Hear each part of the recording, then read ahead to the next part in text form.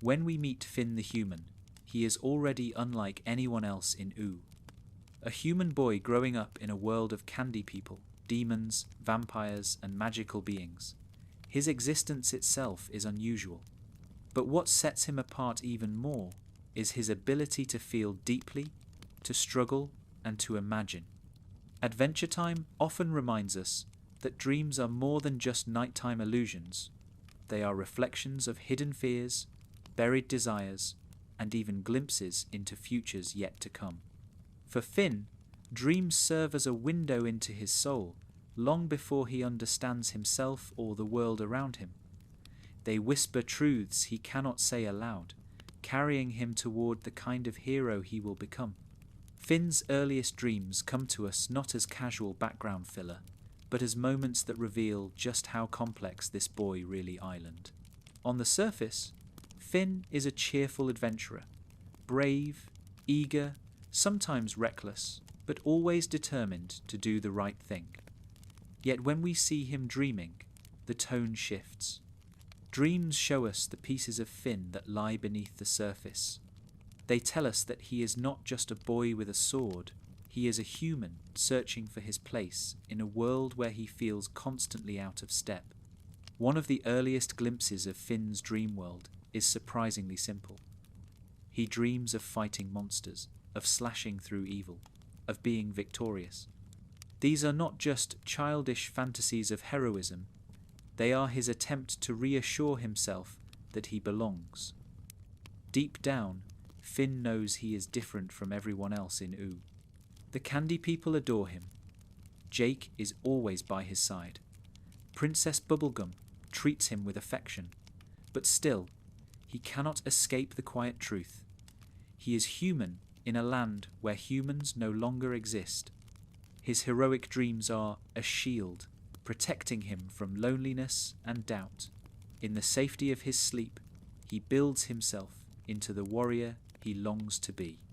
But dreams, as Adventure Time shows us, are not always comforting. They can turn on a dime, slipping from fantasy into nightmare, from joy into unease. For Finn, some of the earliest nightmares come from the simplest places. Fear of rejection, fear of losing those he loves, fear of being left behind. These are not the grand cosmic fears of Oo, like Golb or the Lich, at least not yet. They are the fears of a boy who wants to belong. When Princess Bubblegum appears in Finn's dreams, it is not just a reflection of his crush. It is his subconscious telling him that love and acceptance are the anchors he yearns for. His heart, even in sleep, is constantly reaching outward. Over time, Finn's dreams become more surreal, mirroring the show's willingness to blur the line between reality and imagination. In episodes where Finn drifts into dream states, we see a landscape that feels both familiar and strange. Objects warp, characters appear in unusual forms, and reality bends. This is not a random quirk of the writers. It reflects Finn's own developing mind. As he grows older, his dreams become a place where unresolved questions bubble to the surface. Who am I? Where do I come from? Why am I here, in this world of magic, when I am just human? The more he struggles with these questions in waking life, the stranger and more symbolic his dreams become. One powerful example of this comes in Finn's dreams that hint at destiny. In moments where he falls unconscious or drifts into a trance, visions come to him that later connect to real events. It is as though his dreams are not just figments of imagination, but threads of prophecy. They tug him toward futures he cannot yet see. The grass sword, for example, first bonds with Finn in ways that feel deeply dreamlike, visions, whispers, subconscious pulls that blur the line between sleeping and waking. Though we will explore this bond more deeply later, even in its early stages, it tells us something vital. Finn's dreams are not simply private. They are tied to the wider forces of Oo, something beyond himself, is always reaching through the cracks of his mind. But even when destiny is not at play, Finn's dreams reveal his most vulnerable sides. He dreams of his family, though he has never known them. He dreams of being abandoned, though Jake never leaves him. He dreams of being powerful, though in his heart he knows that power alone cannot quiet his loneliness. These contradictions sit at the core of who Finn Island.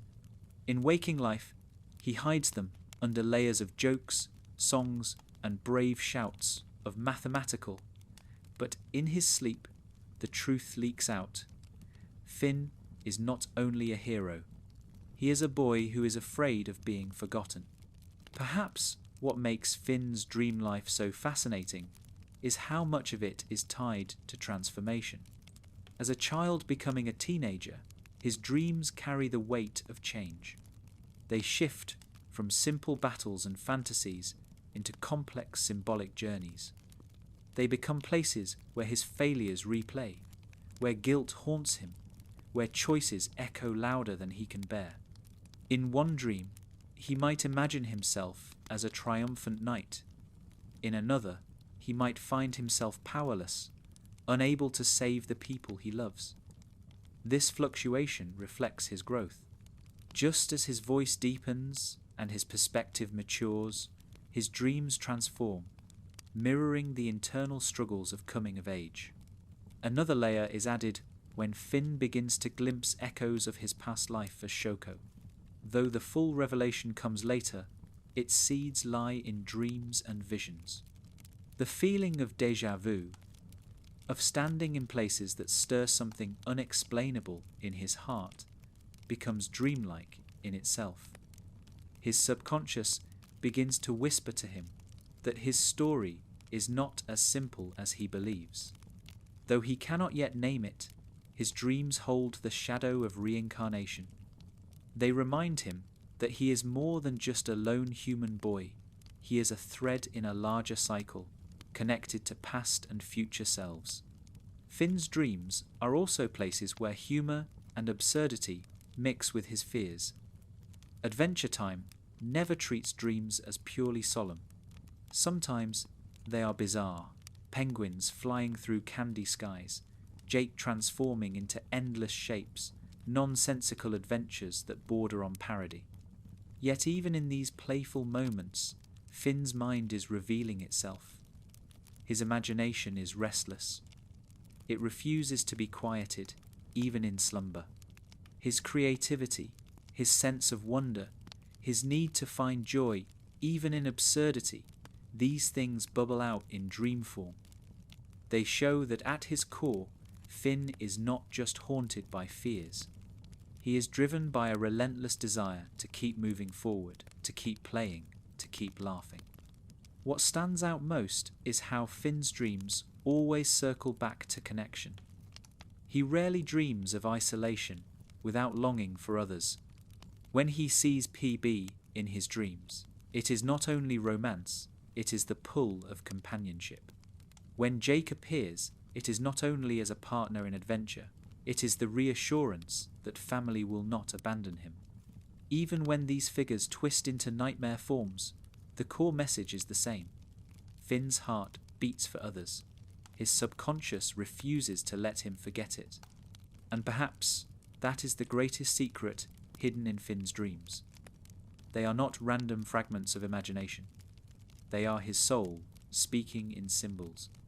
They tell us that beneath the heroics, beneath the swords and songs, Finn is a boy desperately trying to make sense of himself in a world that constantly reminds him of his difference.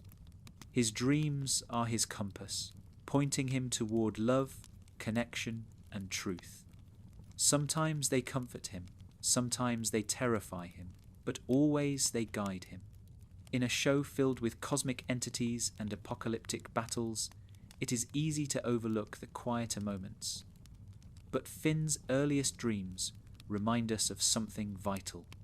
They tell us that even in a world of magic and chaos, the most human parts of us, our hopes, our fears, our longings, are what shape destiny.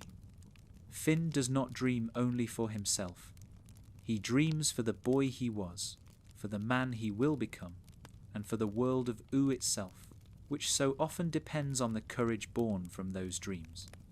As adventure time unfolds, Finn's dreams will grow stranger, darker, and more revealing. They will tie him to swords, to past lives, to cosmic visions. They will blur the line between sleep and waking, prophecy and memory. But at the beginning, they start simply. A boy dreaming of being a hero, because deep down, he fears being alone. That dream, quiet and unassuming, will ripple outward until it touches every corner of Oo. And in the end, it may be his dreams, not his swords, not his battles, that tell us the most about who Finn really island. Dreams often creep into waking life in subtle ways, and nowhere is this more true than in Finn's connection with the grass sword. Unlike a typical weapon, the grass sword is not merely a tool to wield.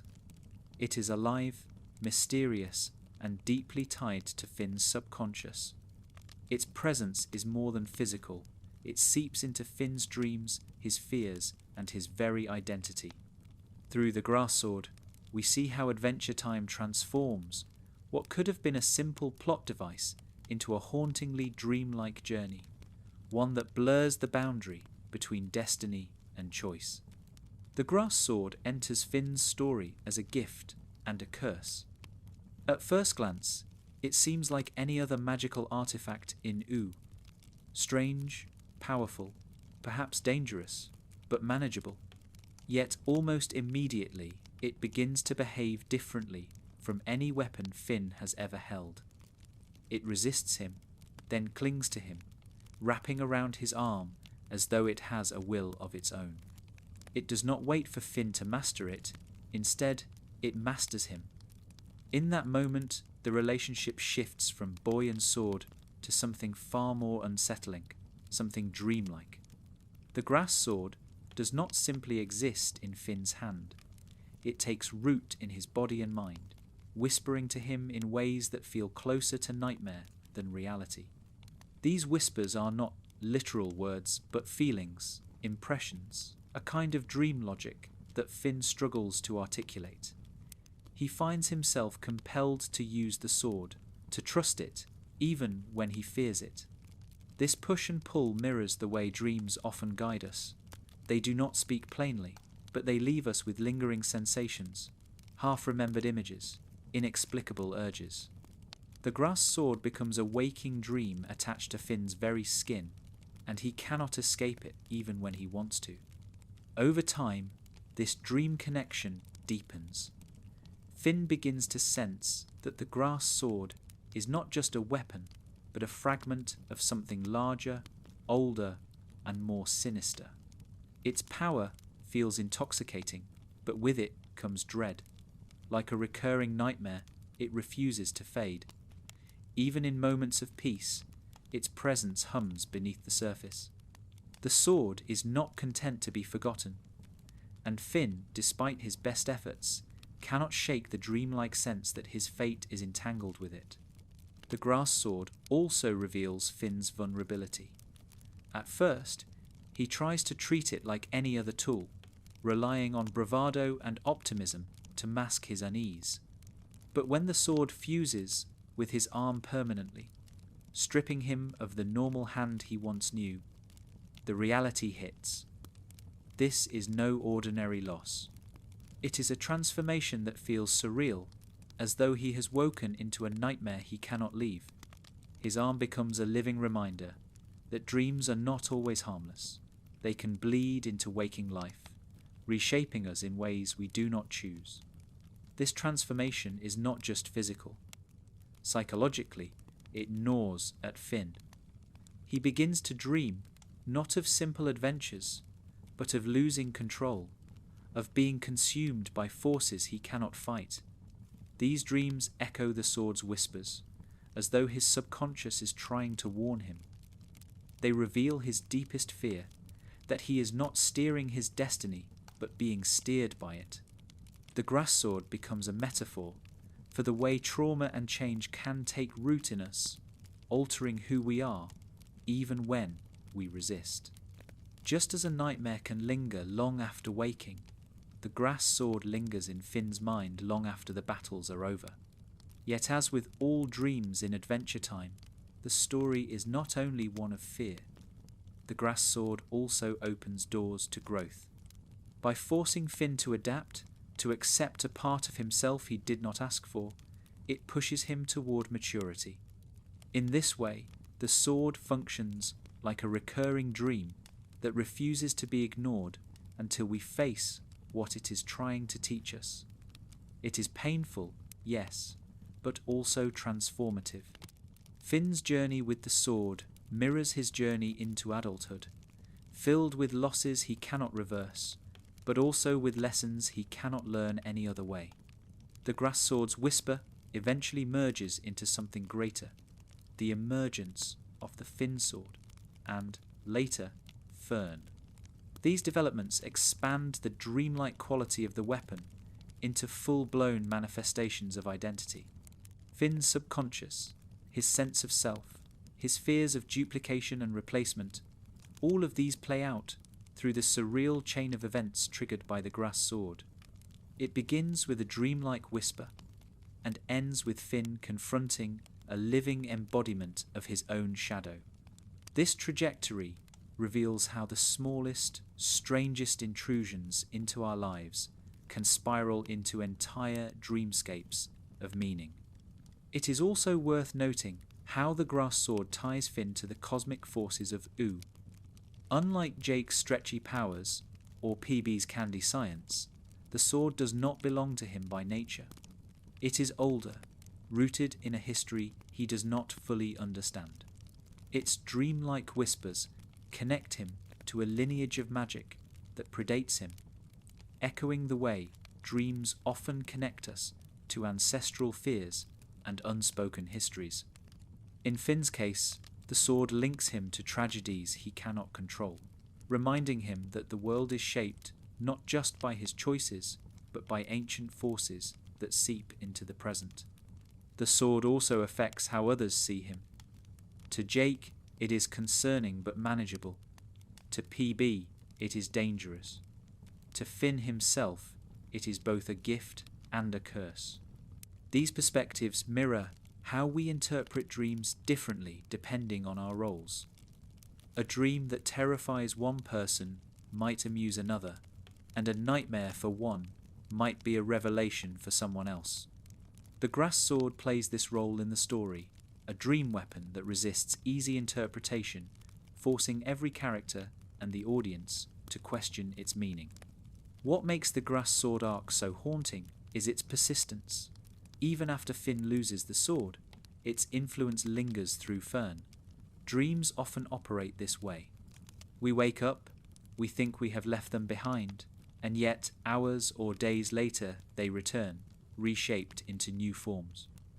The grass sword never truly leaves Finn because its whisper is not confined to one object. It is tied to his journey, his losses, and his growth. Fern, born of the sword's entanglement with Finn's essence, becomes a living nightmare for him to confront. Once again, the dream refuses to fade until he has faced its meaning head-on. In the end, the grass sword's whisper tells us something essential about Finn and about Adventure Time as a whole. Dreams are not just stories we invent while sleeping. They are forces that shape us, guide us, and sometimes haunt us. The grass sword functions like a dream that refuses to be forgotten, binding itself to Finn's body and mind, whispering to him until he learns what it has to teach. It is frightening, yes, but it is also a path towards self-understanding. For Finn, the lesson is that identity is not fixed. Just as the sword reshapes his body, it reshapes his sense of self. He learns that being human does not mean being unchanged, and that loss can lead to growth. The dreamlike whispers of the grass sword, unsettling as they are, become part of the chorus of voices that guide him from boyhood into adulthood. The grass sword's legacy lingers long after the blade itself is gone. Its dreamlike presence ripples through the story, weaving into Finn's battles, his relationships, and his ultimate confrontation with Fern. In this way, the sword embodies the role of dreams in Adventure Time. Haunting, mysterious, impossible to control, yet vital to the character's growth. It whispers, it unsettles, it transforms, and in the end, it becomes a part of Finn's story that cannot be separated from who he island. Like a dream, the grass sword is not easily explained. It does not fit neatly into categories of good or evil, blessing or curse. It simply exists, pulsing with meaning, refusing to fade. And just as dreams reveal the hidden truths we might not face in waking life, the grass sword reveals Finn's hidden fears and strengths. It tells him that he is not invincible, that he will lose, that he will change, but also that he will endure.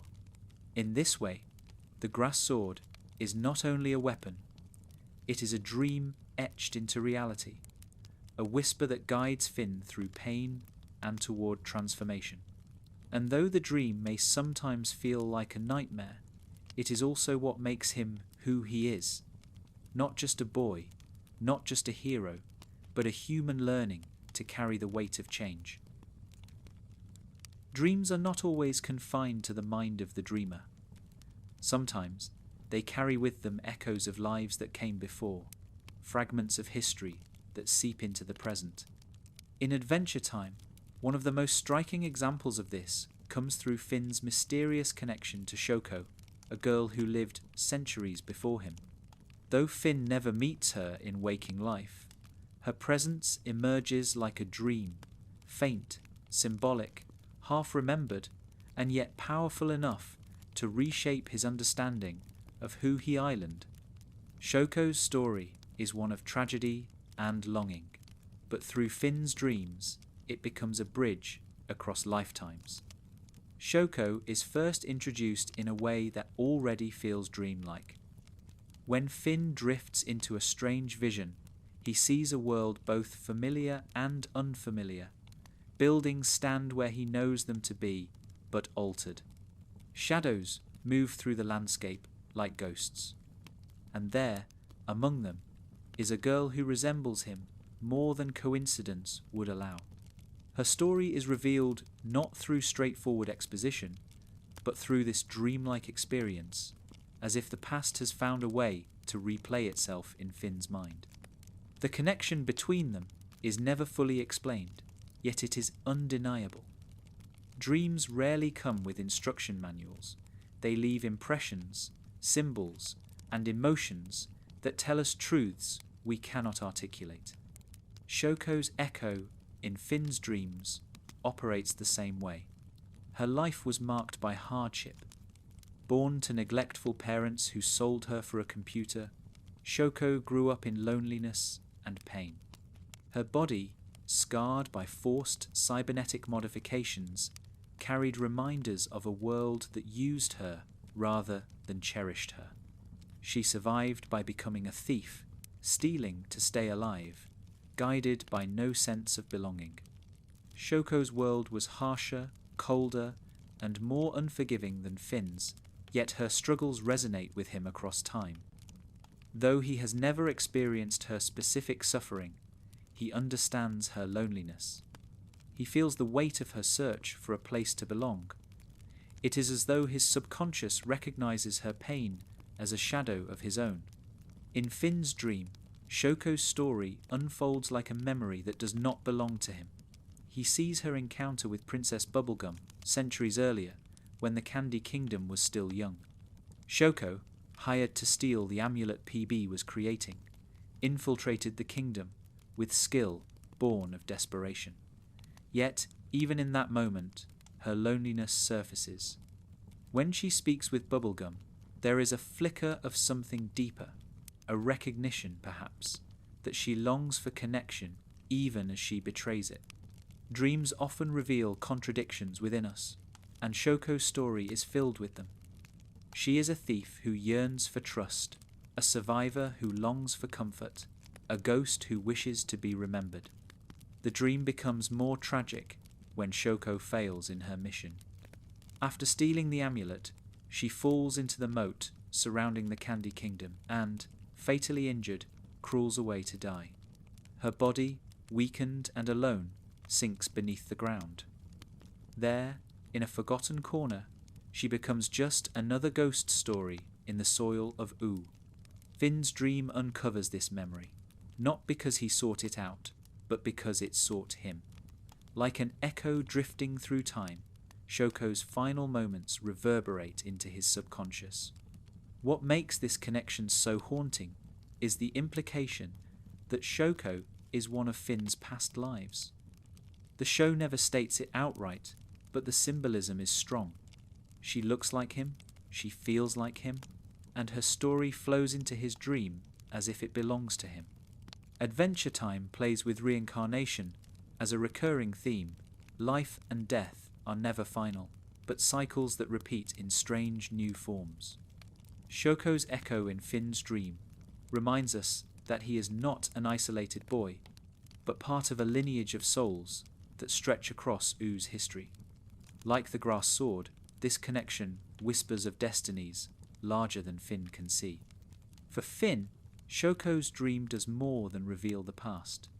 It forces him to confront the fragility of belonging. Shoko never found a place where she was safe or loved. She died alone, her only legacy, a memory that would surface centuries later in Finn's dream. This possibility terrifies him, because it mirrors his own fears. What if he, too, is destined to be forgotten? What if all his struggles, his adventures, and his love are nothing more than ripples that vanish with time? Shoko's tragedy becomes a nightmare he must resist, a shadow he must outgrow. At the same time, the dream also gives Finn hope.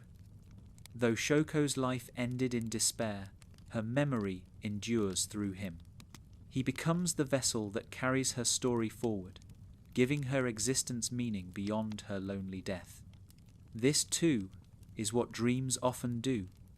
They take the fragments of forgotten moments and weave them into our ongoing narratives, reminding us that nothing is ever truly lost.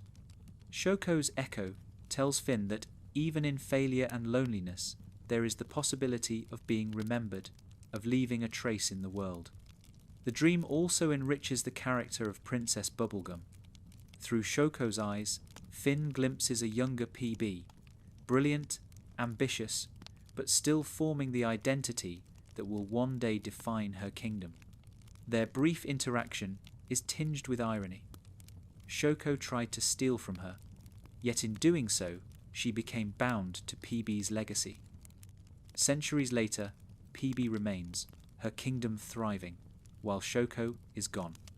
This imbalance underscores the cruel randomness of fate, a theme Adventure Time returns to again and again. Dreams remind us that life is not fair, that survival and success are not evenly distributed, but they also remind us that memory can level the scales in its own way. Finn's encounter with Shoko through dreams is not a one-time event, but a ripple that lingers. Later, when Finn and Jake discover Shoko's skeletal remains near the Candy Kingdom, the dream becomes real. The amulet she stole still rests there, a physical reminder of the vision Finn experienced. This blending of dream and waking life reinforces the idea that dreams in Adventure Time are not illusions, but alternate forms of truth. They reveal what the conscious world has buried. Shoko's echo proves that dreams can unearth the forgotten, giving voice to those silenced by history. For Finn, this discovery closes a circle. The dream that once unsettled him now resolves into something tangible. He honours Shoko not by lamenting her tragedy, but by acknowledging her existence. In this way, he breaks the nightmare cycle. Where she died alone and unremembered, he ensures that she is remembered. Where she was a ghost, he brings her into the light of story. Dreams can haunt us, but they can also heal when we face them with compassion. Finn's acceptance of Shoko's echo demonstrates his growth, not just as a hero, but as someone who understands that identity is shaped by more than battles. It is shaped by empathy for those who came before. The dream of Shoko also resonates with the larger themes of Adventure Time. The world of U is built on the ruins of the past, on echoes of lives and civilizations long gone. Most of these histories are buried, forgotten, or distorted into legend. Shoko represents one of these hidden stories, a small but meaningful fragment that surfaces only because Finn's dreams allow it to. Her presence reminds us that U is not just a playground of magic and candy, but a graveyard of forgotten lives. Dreams are the bridge that lets those voices speak again, however faintly. Ultimately, Shoko's echo in Finn's dreams teaches us that the past is never truly gone. It lingers in memory, in symbols, in dreams that refuse to fade. For Finn, it is a reminder that he is not alone, not in the present, and not across time. Others have walked before him, suffered before him, and longed for belonging just as he does. Their stories live on through him, shaping his choices even when he does not realize it. In this way, dreams become not only a personal journey, but a collective one, tying together the living and the dead, the remembered and the forgotten. Shoko's tragedy may be hers alone, but through Finn's dream, it becomes part of his legacy as well. He carries her forward, just as future generations may one day carry him. This continuity is at the heart of Adventure Time's philosophy. Life is fleeting, but stories endure, and dreams, fragile as they seem, are the vessels that carry those stories across the gulf of time. When Finn wakes from the dream of Shoko, he is not the same boy he was before. He carries with him a sorrow he did not live, a memory he did not earn, and a responsibility he did not ask for. Yet he accepts it, because he knows that this is what it means to be human, not just to live your own life, but to carry the echoes of others. In that sense, Shoko's dream is not a nightmare at all. It is a gift, a chance for Finn to understand that he is part of something larger, something timeless. A reminder that even when life ends in silence, dreams can keep its voice alive. Princess Bubblegum is often portrayed as the mind of U, logical, scientific, strategic, and endlessly prepared. She rules with composure and precision, rarely allowing cracks to show in her carefully maintained exterior. To most, she appears unshakable, a figure who always has the answers, always finds the solutions, and never allows herself to falter. Yet dreams, as Adventure Time so often reveals, have a way of betraying what the waking self refuses to admit. Beneath PB's confidence lies a deep well of fear, guilt, and unease. Her nightmares expose the cracks in her candy shell, showing us that even rulers who seem unbreakable are haunted by shadows in the quiet of their sleep. Bubblegum's nightmares are not the flamboyant absurdities of Jake's dream logic, or the heroic fantasies of Finn's early visions. Instead, they are structured, thematic, and weighted with the burdens of leadership. They mirror her waking anxieties about responsibility, morality, and control. They feel less like whimsical adventures and more like twisted reflections of the choices she has made.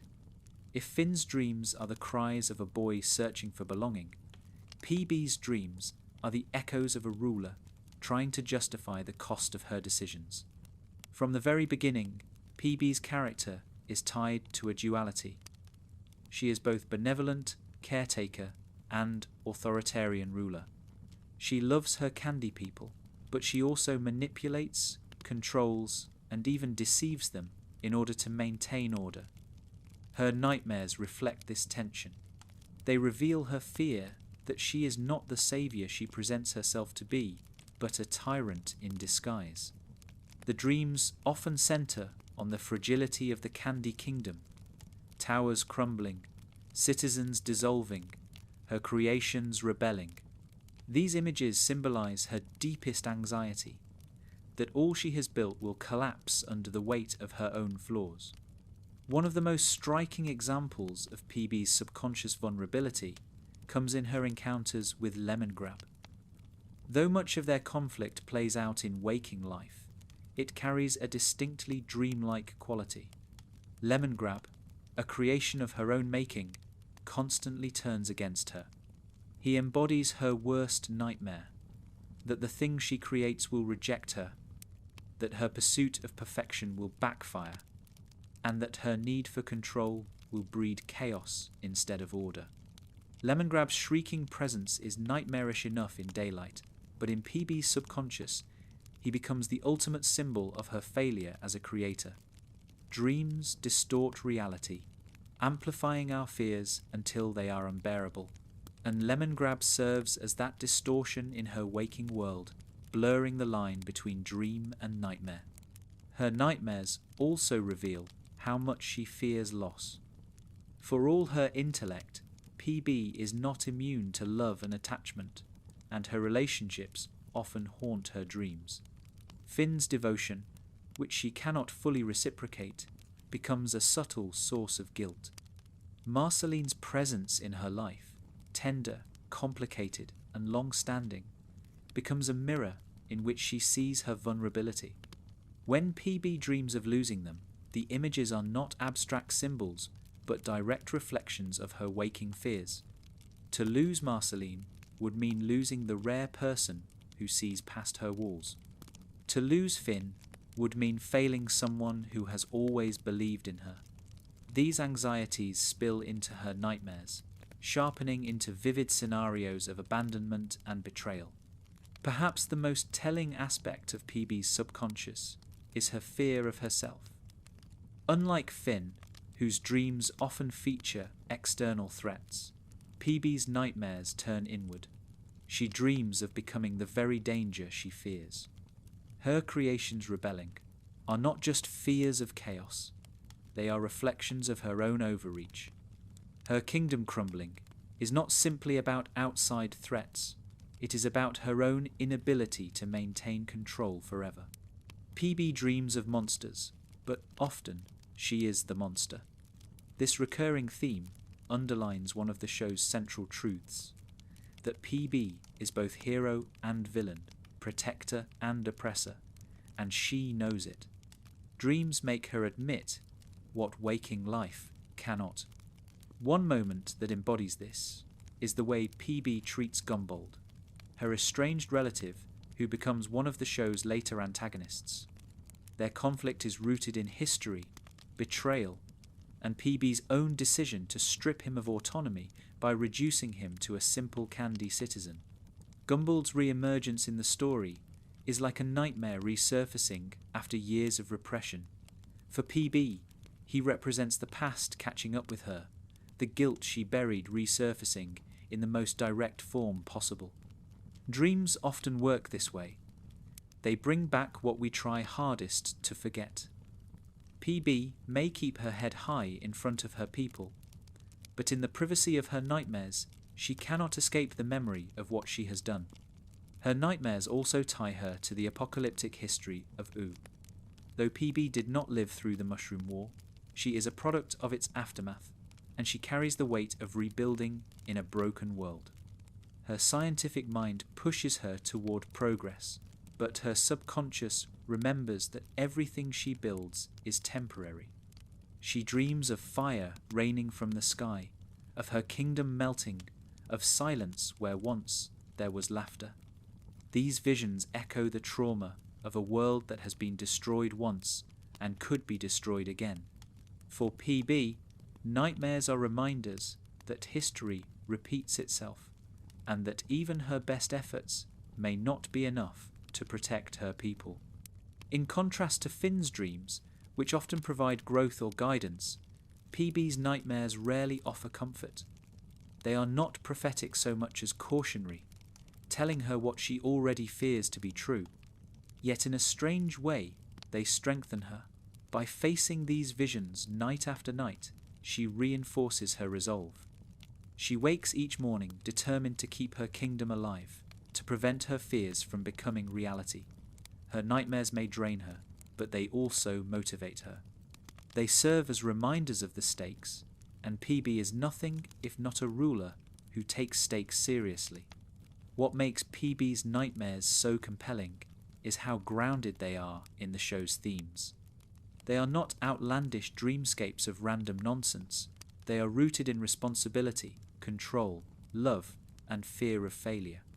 They remind us that beneath the crown and the laboratory, she is still vulnerable. She may be brilliant, but she is not immune to the weight of her own choices. Her subconscious forces her to confront what she cannot admit out loud. That being a ruler is as much about guilt as it is about glory, as much about fear as it is about triumph. PB's nightmares also connect her more deeply to Marceline.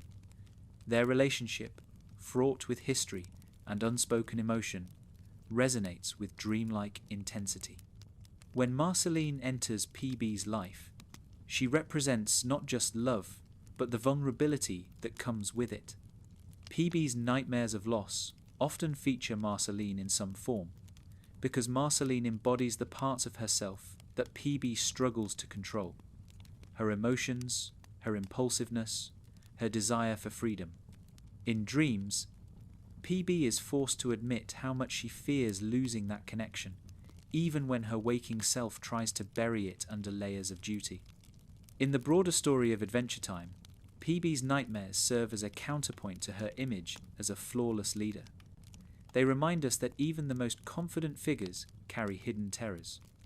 They also align with the show's recurring exploration of duality. Every hero carries shadows. Every kingdom holds secrets. Every dream conceals fears. PB may smile in daylight, but at night, her subconscious strips away the facade. What remains is a girl made of candy who knows all too well that everything she builds can melt. In the end, Bubblegum's nightmares are not just about her kingdom or her creations. They are about herself. They reveal the fragility behind her strength, the guilt behind her brilliance, and the humanity behind her candy shell. She is not only haunted by what might happen, but by what has already happened, by choices she cannot undo and mistakes she cannot erase. Dreams become the mirror she cannot avoid, reflecting the parts of herself she would rather not see. And yet, as with all dreams in Adventure Time, there is meaning in the fear. PB's nightmares remind her that she must always strive to be better, to protect without controlling, to love without losing, to lead without dominating. They are the shadows that give shape to her light, the terrors that sharpen her resolve.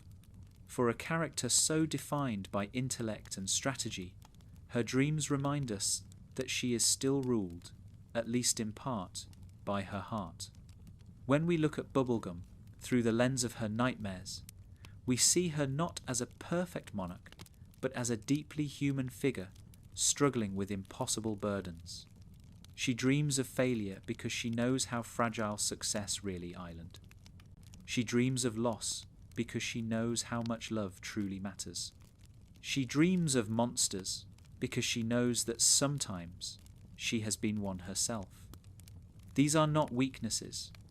They are the truths that make her who she island. And in the strange, dreamlike world of Ooh, they remind us that even candy has shadows. If Bubblegum's dreams are structured nightmares of responsibility and control, then Marceline's are the opposite, raw and steeped in memory. Adventure Time often portrays Marceline not just as a vampire queen, but as a character whose identity is built on layers of trauma, music, and longing. When we glimpse her dreamscapes, we are not stepping into abstract symbols or prophecy, but into her heart itself. Her dreams are haunted by her past, shaped by her relationships, and coloured by her creativity. They are both her sanctuary and her torment, reflections of a life that stretches across centuries but still feels unfinished. Marceline's dreams stand apart because of how deeply they are tied to memory. Unlike Finn, who dreams of futures he doesn't yet understand, Marceline's subconscious pulls her backward into the moments that shaped her. As a half-demon child abandoned by her mother and scarred by the chaos of the Mushroom War, Marceline grew up in a world where safety was scarce. Her dreams often carry her back to these early days, reminding her of the loneliness that has followed her for hundreds of years. Where others might dream of fantastical possibilities, Marceline dreams of what she has already lost. One of the most striking glimpses into her subconscious comes through her music. Marceline's songs are dreamlike in themselves, often performed as if she is half speaking to others and half singing to herself. They spill out in moments of vulnerability, carrying the tone of dreams, half coherent, emotional, and full of symbolism. When she sings about her father, about PB, or about her own struggles, the songs feel like extensions of her dream world. They reveal her heart in ways she rarely allows in conversation. Music becomes her dreamscape made audible, a bridge between waking life and subconscious truth. Her relationship with her father, Hunson, looms large in her dreams. In waking life, she hides her pain beneath sarcasm and bravado, but her subconscious refuses to let it go. Hunson's neglect and his inability to connect with her left scars that centuries could not erase. Marceline's dreams often transform him into a shadowy figure, sometimes comical, sometimes monstrous, but always distant. Dreams exaggerate reality, and for Marceline, Hunson is both larger than life and painfully absent. In her songs and her visions, she confronts him again and again, replaying the hurt of a daughter who never truly felt loved. Just as haunting are her dreams tied to Simon Petrikov. Long before Finn or PB knew her, Simon was the figure who protected her in the chaos of the post-apocalyptic world. For young Marceline, Simon was safety, a father figure who carried her, comforted her, and gave her a fragile sense of stability in a world torn apart by war. Yet the tragedy of Simon's descent into the Ice King left Marceline with a wound that never healed. Her dreams often returned to him, replaying those tender moments, but twisting them with the knowledge of what he became. It is the cruelest kind of dream, the kind that starts as comfort and ends as heartbreak. One of the most emotional episodes in the series, I Remember You, is itself structured like a dream. The boundaries between memory, song, and reality blur as Marceline and Ice King sing together, fragments of Simon's past surfacing in haunting lyrics. This scene feels less like a normal interaction and more like a dream she has always carried, the hope that the Simon she loved might return, even for a moment. When the song ends, the dream collapses back into reality, leaving Marceline once again in tears. For her, dreams are both refuge and torture, because they remind her of what she once had and can never fully regain. Marceline's subconscious is also filled with her relationship to Princess Bubblegum. Their bond, stretching across centuries of friendship, estrangement, and eventual reconciliation, is as dreamlike as any romantic arc in Adventure Time. Marceline's dreams of PB are not just about love, they are about vulnerability. PB represents the person who has seen Marceline at her most exposed, who knows her pain and her joy, and who can hurt her simply by pulling away. Dreams magnify these emotions, turning small slights into crushing betrayals, and small moments of affection into overwhelming warmth. In Marceline's dreamscapes, PB is often the centre, the figure who embodies both longing and fear. What sets Marceline's dream world apart is its surreal aesthetic. Her subconscious often takes the form of shifting landscapes, barren deserts echoing her childhood wanderings, dimly lit rooms filled with echoes of her songs, shadowy figures looming at the edges of vision. These spaces are not coherent narratives, but fragmented vignettes, like the verses of a song that never quite resolve. Dreams for Marceline are not about clarity, but about mood, sadness, nostalgia, frustration, and yearning woven together in tones as fluid as her music. At the same time, Marceline's dreamscapes are not entirely bleak. Her creativity gives them flashes of beauty and humour. In her dreams, she sometimes imagines playful scenes, floating through the air with her bass guitar, turning enemies into absurd caricatures, or bantering with figures from her past in surreal ways. Even in her subconscious, her wit refuses to die. This blend of humour and melancholy is quintessential Marceline. Even her nightmares have a punchline. Even her happiest dreams carry a tinge of sorrow.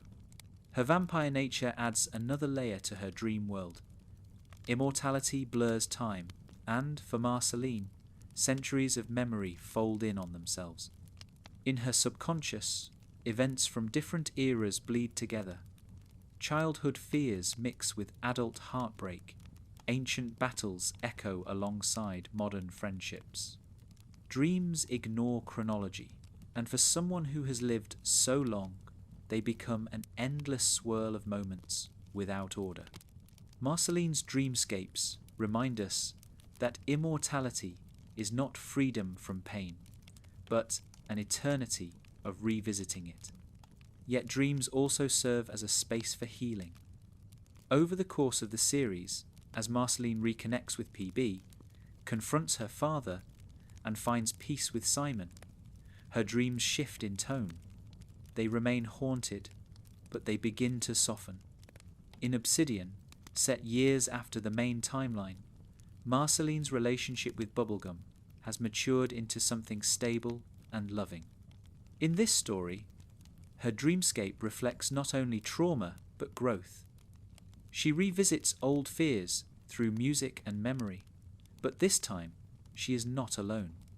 PB stands by her, grounding her in the present, turning her nightmares into something survivable. This evolution shows us that dreams do not only reveal wounds, they also show us when healing has begun. The interplay between music and dreams in Marceline's story cannot be overstated. Every time she sings, it feels like she is slipping into a dream state, pulling us into her subconscious. Her lyrics often sound like dream fragments, repetitive and filled with imagery that speaks more to feeling than logic. Songs like Everything Stays capture this perfectly. The lyrics describe change and permanence in a way that feels like a lullaby, half remembered from a dream. Everything stays right where you left it. Everything stays, but it still changes. These words embody Marceline's dreamscapes. The past is never gone, but it shifts in form, haunting her in new ways.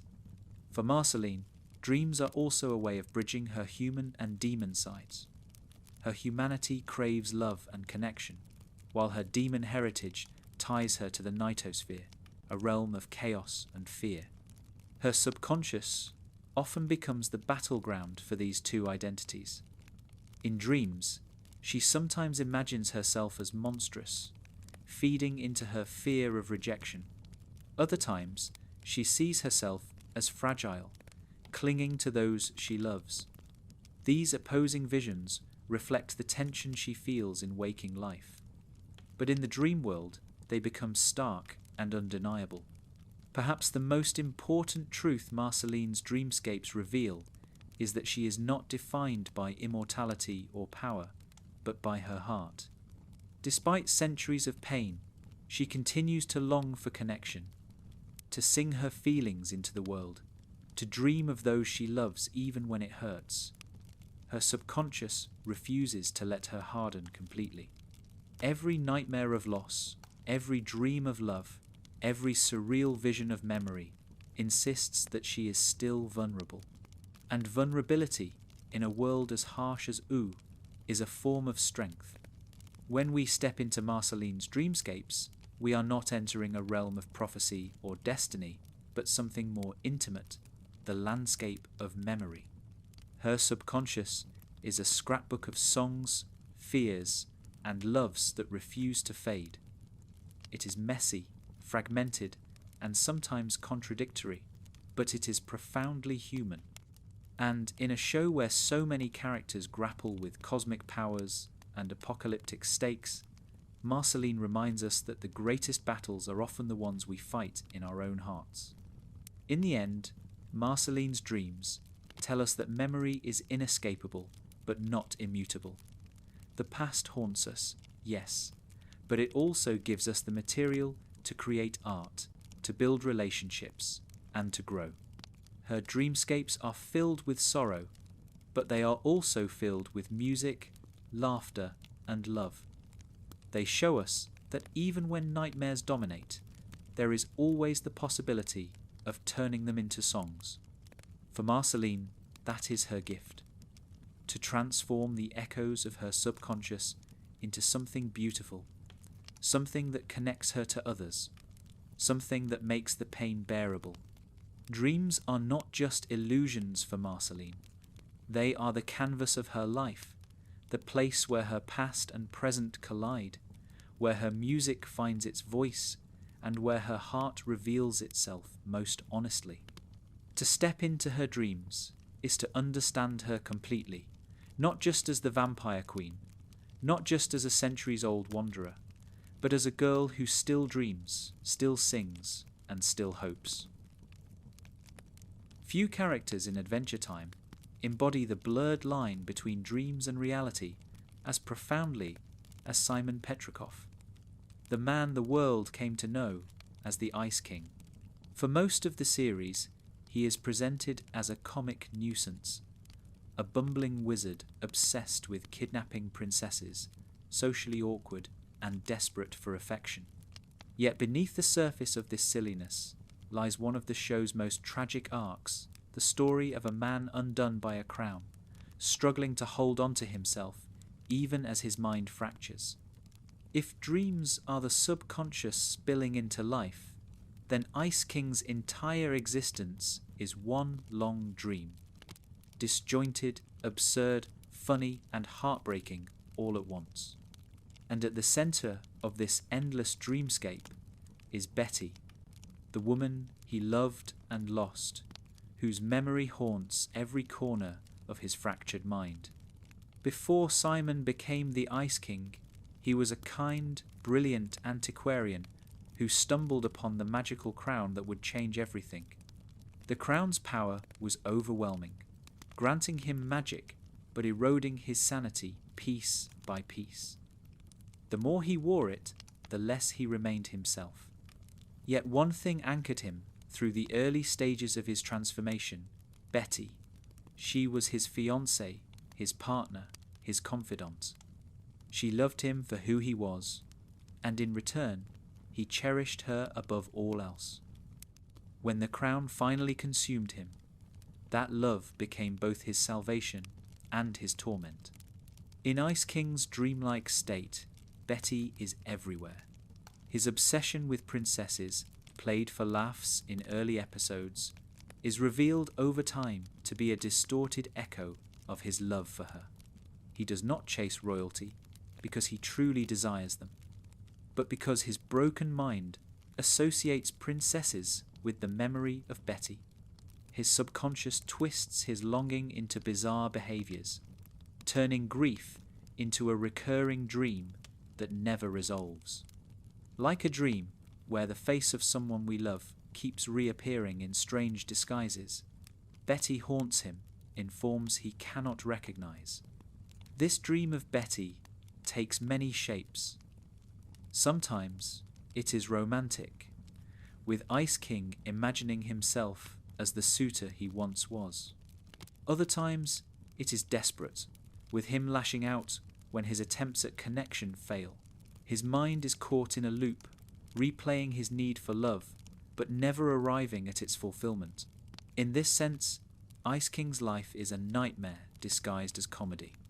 The audience laughs at his antics, but beneath the laughter lies tragedy.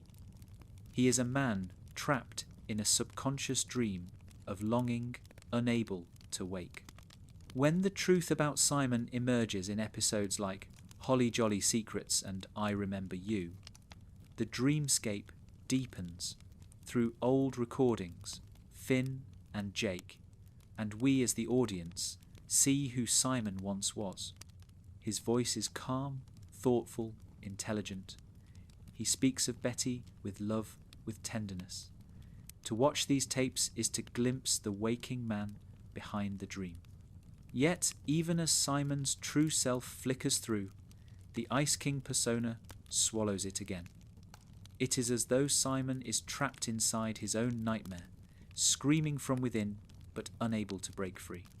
One of the most heartbreaking moments comes in I Remember You, when Marceline and Ice King sing together.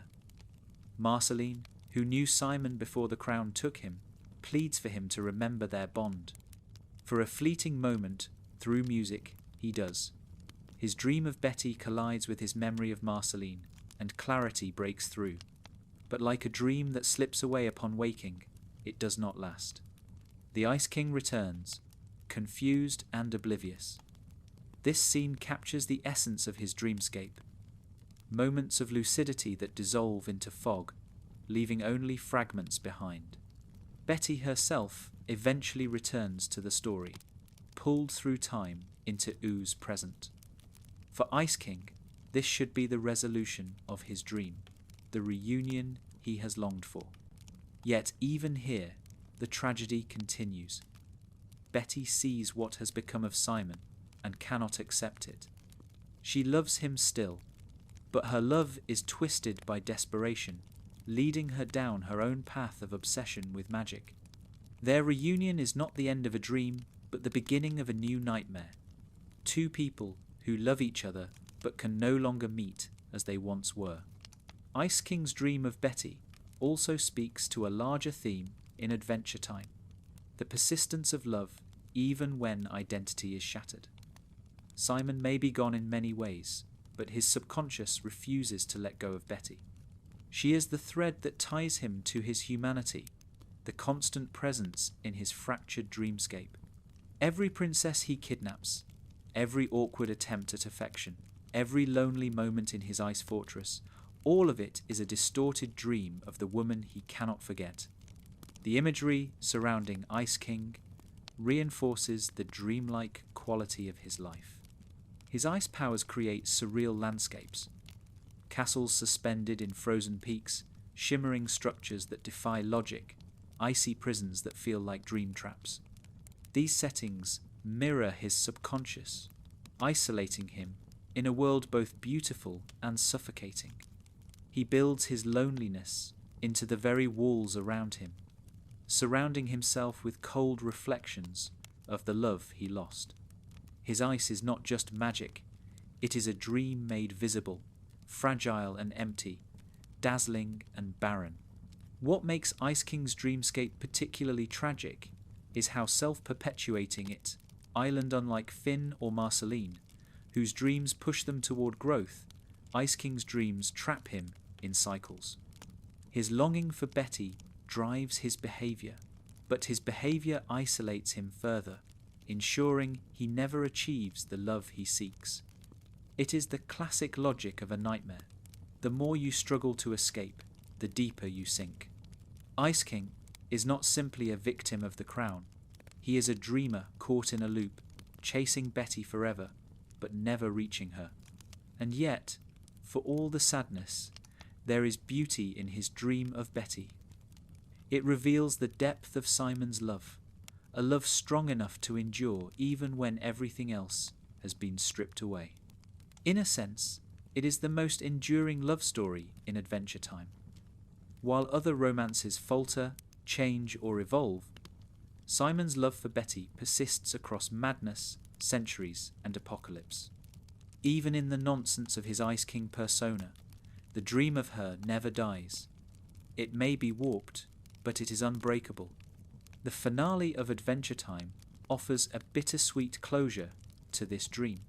When Betty fuses with Golb to save Simon, the dream of reunion is fulfilled in the most tragic way possible. She sacrifices herself, becoming something incomprehensible in order to protect the man she loves.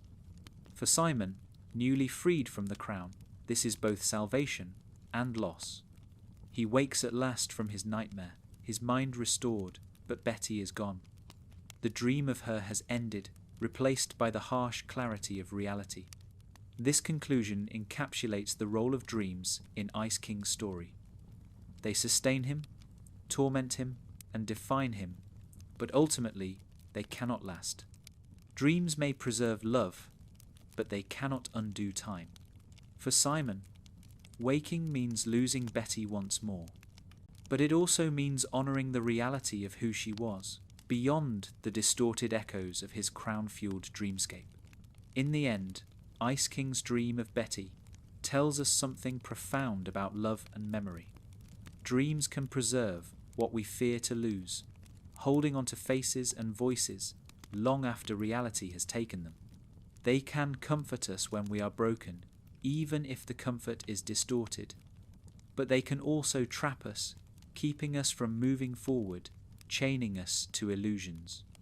For Simon, Betty is both salvation and prison, dream and reality, love and loss. His story is not just about madness, it is about the endurance of love, even when it exists only in dreams. Adventure Time often hides its deepest tragedies beneath comedy, and nowhere is this clearer than in Ice King. His wacky antics mask a dreamer lost in grief, a man chasing a memory he cannot let go of. When we strip away the jokes, what remains is a heartbreaking truth, that everything he does, every dream he lives, is for Betty, and that is both his curse and his legacy. Among all the strange and wonderful beings in Adventure Time, few embody the concept of dreams more directly than Prismo. He is not a hero, not a villain, not even fully a person in the way most characters are. Prismo is a dream made flesh, the projected imagination of a sleeping old man who slumbers eternally in another dimension. He is both a dreamer and the dream itself, existing only so long as his dreamer does not wake. This makes Prismo one of the most fascinating figures in Oo's universe, because his very existence forces us to think about the nature of reality, imagination, and the line between sleep and waking. If most characters in Adventure Time wander into dreams, Prismo is the dream. From the moment Finn and Jake encounter him, Prismo feels different. His lair is not a kingdom or a battlefield, but a surreal, timeless space, glowing with pink light and filled with objects that seem to exist outside normal rules. Prismo himself lounges casually, witty and laid back, greeting the adventurers as though they've dropped by a friend's apartment rather than stumbled into a cosmic realm. This relaxed attitude belies his true nature. He is a cosmic wish, granter, capable of shaping realities, yet he treats his role with the ease of someone half asleep. And in truth, he island. For all his power, Prismo is nothing more than the dream of an old man snoozing in another reality. This strange truth shapes the dreamlike aura surrounding him. Unlike most cosmic beings, Prismo does not demand fear or reverence. He cracks jokes, makes snacks, and treats world-altering requests with casual banter. His existence has the logic of a dream, where anything is possible, but everything feels oddly normal. This combination of the extraordinary and the ordinary is exactly how dreams work. The bizarre is accepted without question. The impossible feels mundane. Prismo embodies that balance perfectly. His timeless slumber also raises profound questions. If he is a dream, then what does it mean for him to have personality, relationships, and desires? Dreams are fleeting, yet Prismo endures for millennia. He forms friendships with Jake, Finn, and others, displaying genuine affection and loyalty. Can a dream truly love? Can a dream miss someone when they're gone? Adventure Time answers with a quiet yes. Prismo, though he knows his fragile nature, lives as though he is real. His dream is not empty, it is filled with meaning. Perhaps the most moving aspect of Prismo's existence is how it reframes mortality. The old man who dreams him is not immortal. Should he awaken or die, Prismo ceases to exist. This fragility makes him one of the most human cosmic beings in the series. While Golb embodies chaos eternal and the Lich embodies death inevitable, Prismo embodies impermanence. He may be cosmic, but he can end in an instant. This knowledge does not make him bitter. Instead, it makes him savour his dream life all the more, lounging and laughing, cherishing his friendships, treating existence as something precious. He knows he is temporary, but he chooses joy anyway. Prismo's friendship with Jake highlights this beautifully. Jake, with his own dreamlike logic and flexible nature, connects with Prismo in ways few others can. Their conversations often feel like dream banter, rambling, playful, and strangely profound. Through Jake, Prismo shows his desire for companionship, for connection beyond the cosmic duties of wish-granting. Dreams, after all, are lonely if they are never shared. Prismo's bond with Jake suggests that even a dream yearns for someone to remember it, to affirm that it matters. Yet Prismo's dreamlike existence is not without danger. When the Lich manipulates Finn into making a wish that warps reality, Prismo's power becomes a gateway for catastrophe. Here, the fragility of dreams is exposed. They can create wonders, but they can also unleash horrors if not handled carefully. In this way, Prismo reflects the duality of dreams in general. They can comfort us, but they can also terrify us. They can heal, but they can also destroy. His timeless slumber is a reminder that power without caution can spiral out of control.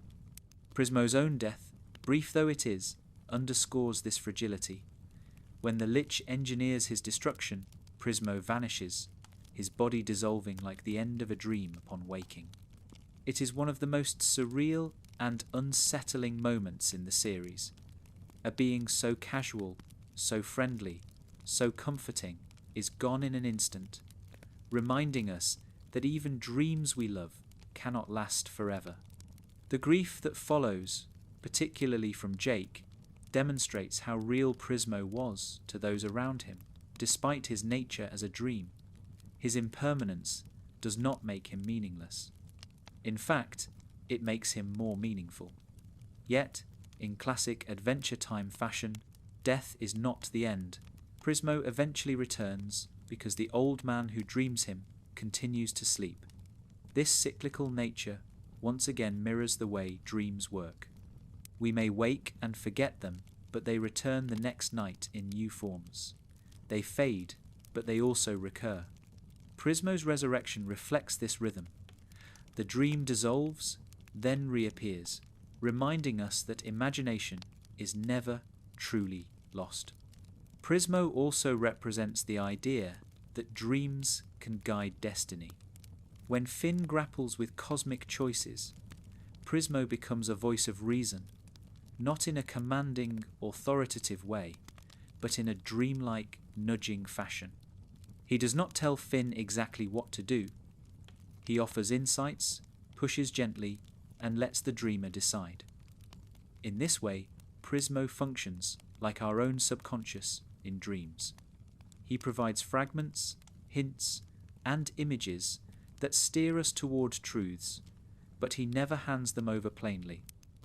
Finn must interpret just as we interpret our own dreams upon waking. The aesthetic of Prismo's lair further emphasizes this. Floating in a void, untethered to time, the space feels both infinite and contained. Objects appear and disappear with ease. Wishes reshape reality in seconds, and yet the atmosphere is calm, almost cozy. It feels like the inside of a dream, strange but safe, boundless but intimate. The contrast between cosmic power and casual ambience makes Prismo's realm one of the purest dreamscapes in the series. Prismo's significance also lies in how he challenges our idea of reality. If a dream can live, laugh, and love, then what separates dream from life? Is reality defined by permanence or by meaning? Adventure Time suggests the latter. Prismo may not be permanent, but his friendships matter. His laughter matters. His presence matters. Just as our dreams can inspire us, frighten us, or comfort us long after we wake, Prismo's dream life has real impact on the waking world of Ooh. Even in the finale, his presence resonates. Though the battle against Golb dominates the story, Prismo's existence lingers as a reminder of the strange, fragile beauty of the universe. Amid chaos, he embodies the dreamlike truth that nothing lasts forever, but that does not make it less valuable. Prismo's timeless slumber is one of Adventure Time's most profound explorations of dreams. He shows us that dreams are not meaningless illusions, but essential parts of reality. They can shape destinies, form friendships, and leave legacies. They may be fragile, but so is life itself. By living joyfully in his impermanence, Prismo teaches us that meaning is not measured in permanence, but in presence. In the end, Prismo is not just a dreamer, nor just a dream. He is both, the bridge between sleep and waking, between imagination and reality. His timeless slumber reminds us that life itself is a kind of dream, brief, fragile, surreal, but full of connection and wonder if we choose to see it that way. If Finn's dreams are windows into the anxieties of youth, and Marceline's are haunted songs of memory, then Jake's dreams are something else entirely.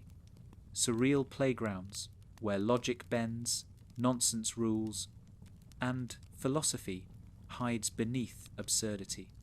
Jake the dog has always been the most easygoing figure in Adventure Time's central cast. A shapeshifter who greets life's challenges with humour, laziness, and bursts of surprising wisdom. His dream world reflects this duality. It is at once ridiculous and profound, chaotic and strangely coherent, filled with imagery that seems silly until you sit with it long enough to realise it carries truth. Jake's very nature makes his dream logic unique. As a magical dog with the power to stretch and morph into any shape, Jake already lives a dreamlike existence in waking life. Where Finn must enter sleep to experience surreal transformations, Jake carries them with him every day. His powers blur the line between body and imagination. He can become a shield, a house, a horse, or even something entirely abstract, simply by willing it. This ability makes his dreamscapes especially strange. When Jake dreams, there are no limits. The absurd possibilities of his powers spill over, creating subconscious landscapes that are both hilarious and unsettling. One of the earliest hints at Jake's dream world comes in the episode The New Frontier, where he dreams of the cosmic owl. In this vision, Jake sees his own death, floating in space, gazing at the owl, waiting for his fate. The dream rattles him, but in typical Jake fashion, he treats it with a mix of dread and nonchalance. Unlike Finn, who would panic or fight, Jake shrugs and mutters about destiny. Yet the dream lingers, shaping his perspective on mortality. Here we see the essence of Jake's dream logic. he encounters something cosmic and terrifying, but instead of spiraling into despair, he rolls with it. His subconscious does not deny fear, but it filters it through humour and calm. This encounter with the cosmic owl is crucial because it shows that Jake's dreams are not meaningless randomness. They are tied to prophecy and truth, just like Finn's or Prismo's. Yet his reaction to them is uniquely Jake. While others wrestle with destiny, Jake accepts it. Dreams tell him that life is finite, that death is inevitable, and instead of resisting, he nods and stretches into a new shape. His dream logic is one of acceptance. Where nightmares might paralyze someone else, Jake turns them into lessons about how to enjoy the time he has. Jake's dreamscapes are also infused with comedy. In several episodes, his subconscious conjures scenarios that feel like bizarre sketches, food dancing, nonsensical dialogues, or his body morphing in surreal ways. These dreams are funny, but they are not empty. They reflect his personality, his refusal to take life too seriously, and his belief that joy can exist even in absurdity. In this way, Jake reminds us of something important about dreams. They do not always have to be grand symbols or heavy prophecies. Sometimes they are just silly, and that silliness has value. It is a reminder that laughter is as vital to survival as courage. Yet beneath the comedy, Jake's dream logic hides real wisdom. In moments where Finn struggles with guilt or fear, Jake often offers advice that sounds nonsensical at first, but becomes profound upon reflection.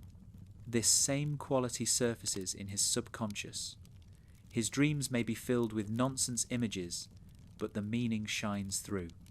The cosmic owl dream, for instance, is not just a gag about Jake floating in space. It is a meditation on destiny, mortality, and acceptance. His subconscious wraps deep truths in silly packaging, forcing us to dig past the absurdity to uncover the lesson. Jake's dreams also reflect his dual identity as both adventurer and family man. For much of the series, Jake wrestles, often subconsciously, with the tension between his carefree lifestyle and his responsibilities to Lady Rainicorn and their children. In dreams, this tension emerges as surreal blends of adventure and domesticity, fighting monsters in one moment, then suddenly surrounded by his kids the next. His subconscious tries to merge these two worlds, reminding him that he cannot escape either role. He is both hero and father, and his dream logic insists on holding both truths at once, even if the imagery makes no sense. A key example of Jake's dream logic shaping reality comes during the Dungeon Train episode, where Jake treats the endless battle against monsters as a kind of dream he never wants to wake from. Though not literally asleep, his mindset mirrors his dream state, focused on pleasure, detached from consequence, willing to lose himself in absurd repetition. This dreamlike obsession reveals his underlying desire to avoid responsibility, to stay forever in a loop of fun. Yet, like all dreams, it cannot last. Reality eventually calls him back, just as waking always pulls us from the most comforting slumbers. Jake's relationship with death is another recurring theme in his subconscious. The cosmic owl vision is only the beginning. Later in the series, Jake discovers his true heritage as the child of a shape-shifting alien named Warren Ampersand. This revelation brings new weight to his dreams, as he begins to sense his connection to cosmic forces and the inevitability of his own end. In dreams, these truths manifest as surreal visions of transformation, where Jake morphs into endless shapes until he no longer recognizes himself. His subconscious asks the question, if you can become anything, what are you really? For Jake, this is both a playful puzzle and an existential nightmare. Yet again, his dream logic saves him from despair. Where another character might be undone by such visions, Jake shrugs and says, in essence, that's life, man. His acceptance does not erase the fear, but it makes it bearable. His subconscious constantly points him toward a philosophy of living in the present, enjoying the absurd ride, and not clinging too tightly to permanence. This outlook is what allows him to balance the demands of adventure, family, and destiny without losing his joy. Jake's dream world also connects him to Oo's larger dreamscapes. His vision of the cosmic owl ties him to Finn's prophetic dreams, linking the two brothers in their shared confrontation with destiny. His dreamlike conversations with Prismo deepen this connection, as both characters share a casual acceptance of impermanence. Jake, more than most, is able to navigate these surreal spaces without losing his grounding. His elasticity is not just physical but mental. He can stretch to accommodate the strange, the absurd, and the terrifying without breaking. The imagery of Jake's dreams is worth lingering on because it captures the essence of dream logic. Unlike PB's structured nightmares or Marceline's nostalgic dreamscapes, Jake's subconscious is a swirl of shifting forms. Rubbery bodies, floating landscapes, bizarre creatures. These images resist interpretation, yet they feel oddly right because they mirror how real dreams work. Dreams often lack narrative clarity, but carry emotional weight. Jake's subconscious is exactly that, chaotic in form, but clear in feeling. It tells him to relax, to accept, to love, to laugh, even when the world makes no sense.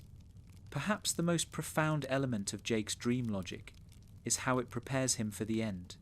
In the finale, when chaos engulfs Oo and Golb threatens reality itself, Jake does not panic.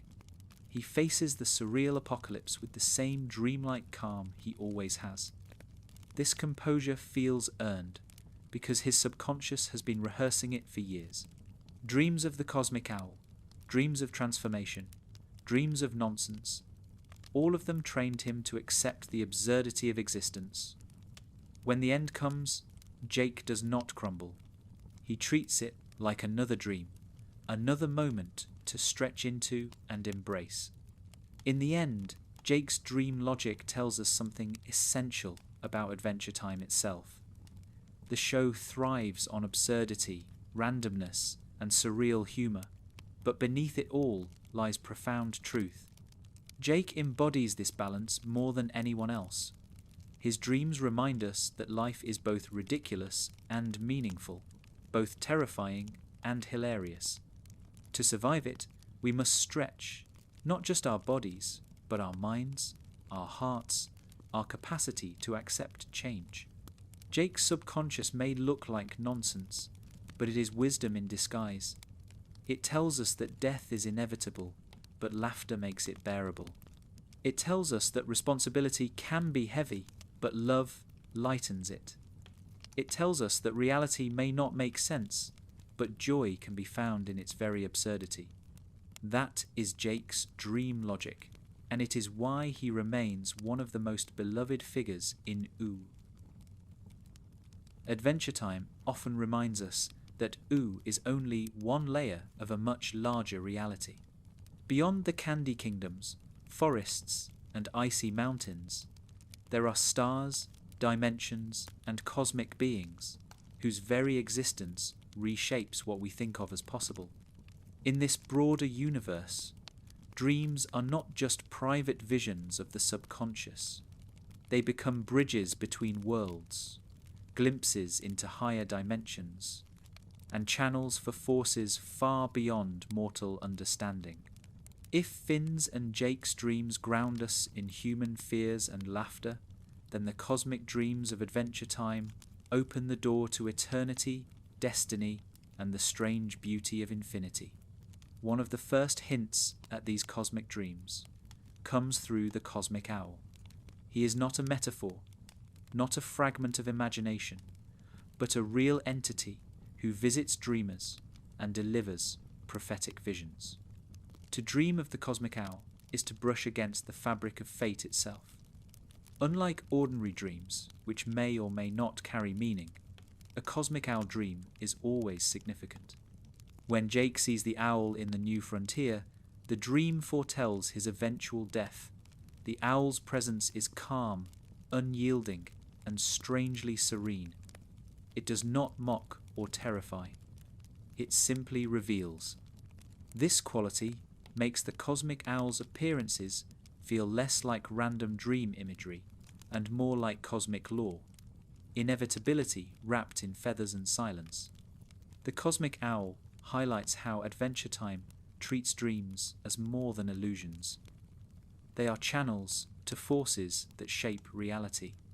In Ooh, the boundary between dream and prophecy blurs, and the dreamer must accept that visions may come true whether they want them to or not. For Jake, this means facing mortality.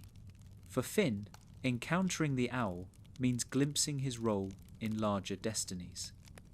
For us, it means recognizing that dreams, in this universe, carry weight not only for the individual, but for the cosmos itself. Beyond the owl, other dreamlike experiences expand this cosmic scope.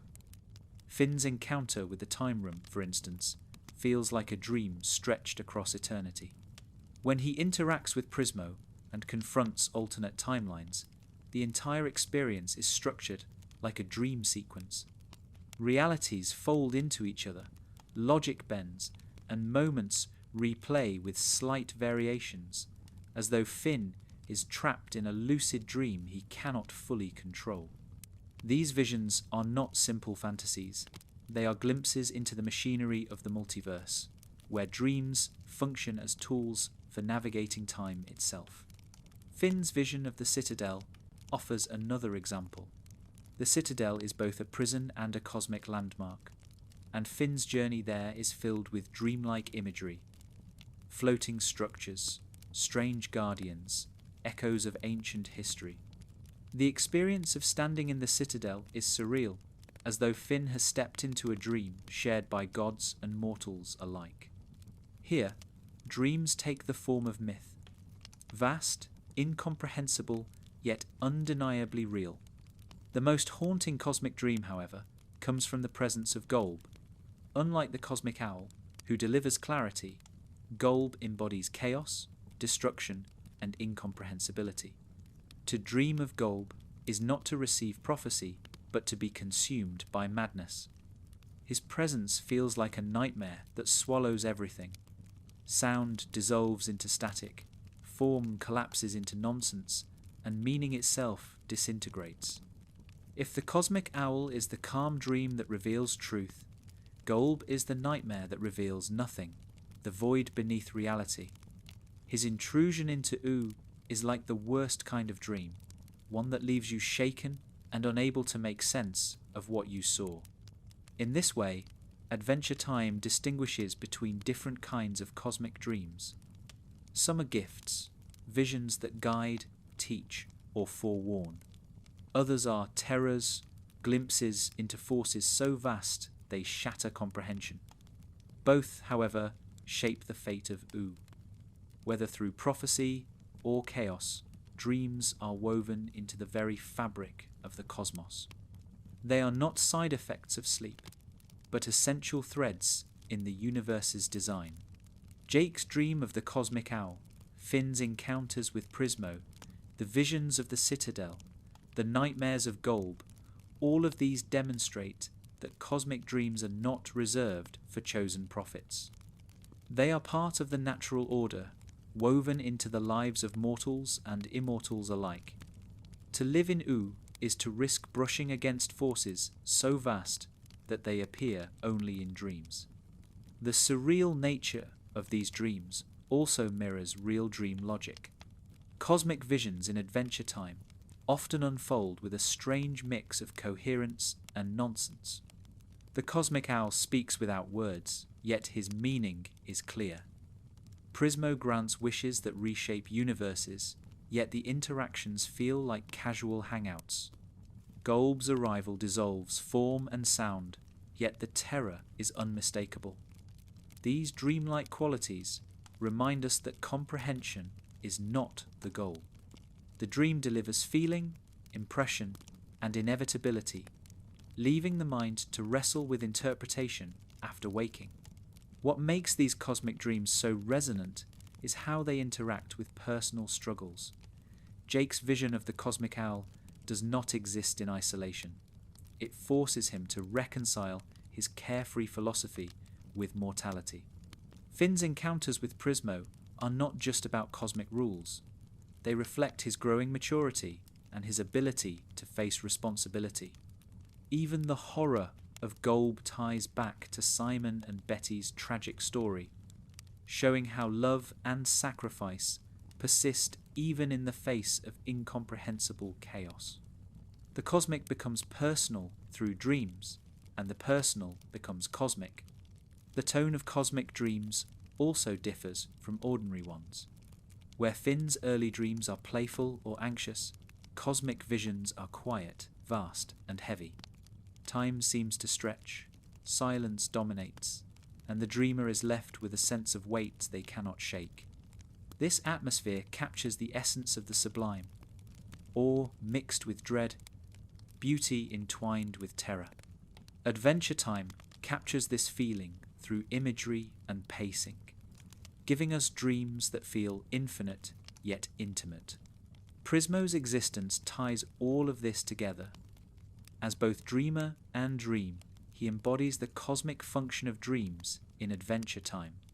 He is proof that dreams can be real, that they can shape universes, and that they can form relationships as meaningful as any waking bond.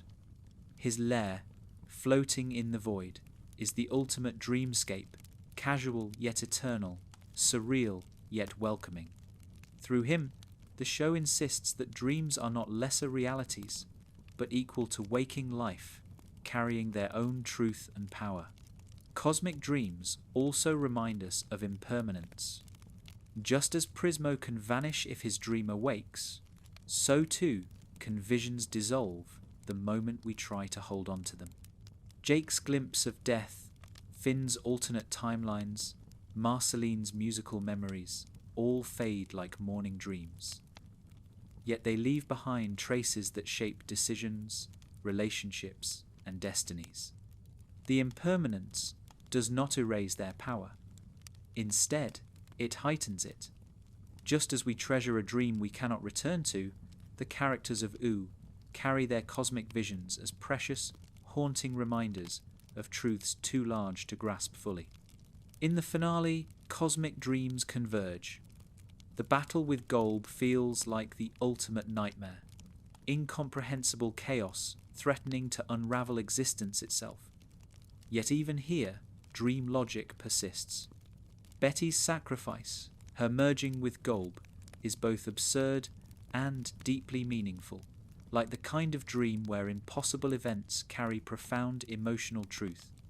The finale shows us that Ooh's fate is not decided only by swords and battles, but by dreamlike choices, acts of love, sacrifice, and acceptance that transcend logic. Ultimately, cosmic dreams in Adventure Time tell us that reality is not fixed, that imagination is not separate from truth, and that the universe itself may be dreamlike in nature. Whether in the calm gaze of the cosmic owl, the playful banter of Prismo, or the terrifying silence of Golb, dreams are the language through which Ooh's deepest truths are spoken.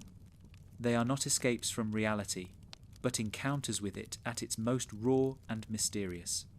When we look at Adventure Time through the lens of cosmic dreams, we see a universe that insists on the importance of wonder. It tells us that life is not fully comprehensible, that destiny and chaos exist side by side, and that sometimes the only way to glimpse them is through the strange, fleeting clarity of dreams. Finn, Jake, Marceline, Simon, and all the others may live their waking lives in kingdoms and forests, but it is in dreams cosmic, surreal, and infinite, that they truly touch the heart of existence. If dreams in Adventure Time often act as bridges between inner truth and outer destiny, then the Nightosphere is the embodiment of dream turned nightmare. It is not just a place of demons and fire, but a dimension that feels like the subconscious, unrestrained, surreal, chaotic, frightening, and often nonsensical. For Marceline, whose father Hunson Abadir rules this strange realm, the Nightosphere is more than a distant location. It is a reminder of her lineage, a symbol of her struggles with identity, and a source of the most nightmarish visions in the series. When characters journey into the Nightosphere, they are not only travelling through a physical space, they are stepping into a dimension that mirrors the illogic, the terror, and the unpredictability of dreams gone dark. The Nightosphere first reveals itself in all its strangeness when Finn and Jake attempt to rescue Marceline from its depths. What greets them is not a structured hellscape, but a shifting, distorted world where nothing feels secure. The very landscape seems alive, full of grotesque shapes, endless hordes of demons, and bizarre rules that change from moment to moment. One instant the boys are climbing, the next they are falling. One moment they seem close to escape, and the next they are trapped again. This instability gives the Nightosphere its dreamlike quality. It is a nightmare that refuses coherence, where logic dissolves and fear multiplies. Hunson Abadir himself is central to the terror of the Nightosphere. Though he is often played for laughs with his businesslike demeanour and casual cruelty, he embodies the archetype of the dream figure who dominates and distorts. To Marceline, Hunson is not just her father, but a source of fear, resentment, and unresolved longing. In her dreams, and in the dimension he controls, he looms large as the figure who reminds her of what she wishes to reject in herself. The Nightosphere amplifies this fear by making him omnipresent, a being whose voice echoes everywhere, whose power saturates the air. It is as if the entire realm is a manifestation of Marceline's subconscious dread. What makes the Nightosphere particularly frightening is the way it strips agency from those who enter. In normal dreams, we often find ourselves unable to run, unable to fight, trapped in repeating loops. The Nightosphere works the same way. Finn and Jake, normally resourceful and brave, find themselves overwhelmed by sheer numbers, bizarre obstacles, and rules they cannot understand. Their courage is no match for the realm's dreamlike disorientation. The more they resist, the more entangled they become, mirroring the logic of nightmares, where every escape route folds back into itself. Marceline's connection to the Nightosphere makes it even more complex. As Hunson's daughter, she carries part of its essence in her very being.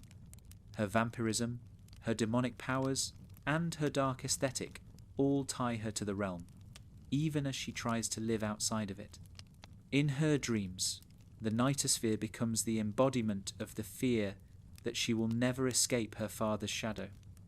She dreams not just of demons and fire, but of becoming like him, cold, cruel, exploitative. These are the most frightening dreams of all, not the ones where monsters chase us, but the ones where we become the monster. The Nightosphere also functions as a narrative reflection of adolescence and adulthood.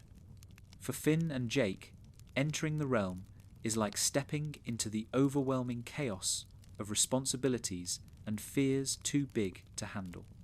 For Marceline, it is like facing the inheritance of family trauma that cannot be ignored.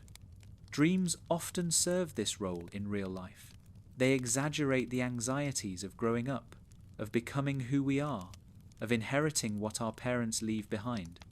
The Nightosphere externalizes this universal fear, making it literal and grotesque. The imagery of the Nightosphere reinforces its dreamlike horror. Fire rains from the sky. Demons laugh with distorted voices. The ground itself seems to shift beneath the character's feet. At times, the entire realm feels like a single, endless crowd, demons pressing in from all sides, suffocating, overwhelming. This claustrophobic sensation mirrors the worst kind of nightmare, where escape feels impossible, and the dreamer is trapped in a loop of fear. Finn and Jake's struggles here are not just battles against monsters, but battles against the structure of nightmare itself. Hunson's casual cruelty adds another layer. Unlike a traditional villain, he does not rage or rant. He acts with indifference, treating torment as paperwork, suffering as casual business. This tone is unsettling because it strips terror of drama. Nightmares often work this way. The scariest dreams are not those with fiery dragons or roaring beasts, but those where horror is delivered calmly, without passion. Hunson embodies this nightmare logic perfectly. His dominance of the nightosphere feels inevitable, not because he exerts himself, but because he does not need to. Marceline's relationship with her father complicates the nightmare. Though she resents him and rejects much of what he stands for, she still longs for recognition. Her songs about him reveal a subconscious desire for love that her waking self refuses to admit. In dreams, this contradiction becomes unavoidable. The nightosphere embodies her fear that she will never be free of him, but also her hope that he might one day change. This duality is what makes the nightosphere such a powerful dreamscape. It represents both rejection and longing, both hatred and love. For Finn, the nightosphere also functions as a rite of passage.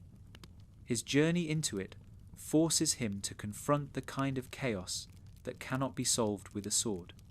He cannot fight his way out of a nightmare. He can only endure, adapt, and learn. This experience mirrors the way dreams often teach us lessons we cannot grasp in waking life. By surviving the nightosphere, Finn does more than escape demons. He learns that some battles are fought not with strength, but with resilience, patience, and acceptance of fear. The nightosphere also plays with humour, as all of Adventure Time's dreamscapes do. Amid the terror, there are absurd jokes. Demons complaining about paperwork, surreal banter that makes no sense, nonsensical rules that sound bureaucratic rather than hellish. This absurdity does not diminish the terror, it amplifies it. Nightmares often contain moments of bizarre humour that only make them stranger. The nightosphere's mixture of horror and comedy captures this quality perfectly, reminding us that dreams rarely conform to a single tone. They are funny and frightening at once, disorienting us even more. In the larger story of Adventure Time, the nightosphere symbolizes the unavoidable truth that every character must face their own shadow. For Marceline, it is her demonic heritage. For Finn and Jake, it is the chaos of a world that cannot always be controlled. For Hunson, it is the banality of evil, power wielded without care. The nightosphere is not just another dimension. It is the nightmare inside all of us, the place where fears become landscapes and desires twist into grotesque forms. And yet, as with all dreams in Adventure Time, there is meaning within the terror. The nightosphere teaches resilience. It forces Marceline to define herself against her father. It forces Finn and Jake to recognize that not all battles can be won on their terms. It reminds us that nightmares, however frightening, are not meaningless. They are the subconscious forcing us to confront what we would rather ignore. In the end, the nightosphere stands as the show's clearest embodiment of nightmare logic. It is vast, surreal, and terrifying, but it is also absurd, comical, and strangely mundane. It is a realm where love and fear intertwine, where family becomes torment, and where chaos feels both eternal and temporary. To enter the nightosphere is to step into the subconscious of Adventure Time itself, a place where all the anxieties, contradictions, and absurdities of Oo gather and refuse to be ignored. And, like any nightmare, the nightosphere does not last forever. Eventually, Finn and Jake escape.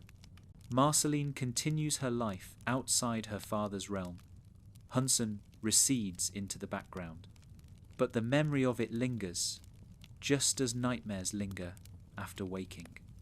The nightosphere reminds us that dreams, however dark, can be survived, and sometimes surviving them is what teaches us who we really are. If the nightosphere is the embodiment of chaotic nightmares, then the Lich is the embodiment of dread itself, not just in Oo, but in the subconscious of everyone who fears the end of all things. In Adventure Time, the Lich is less a character and more a force, an idea, a nightmare given form.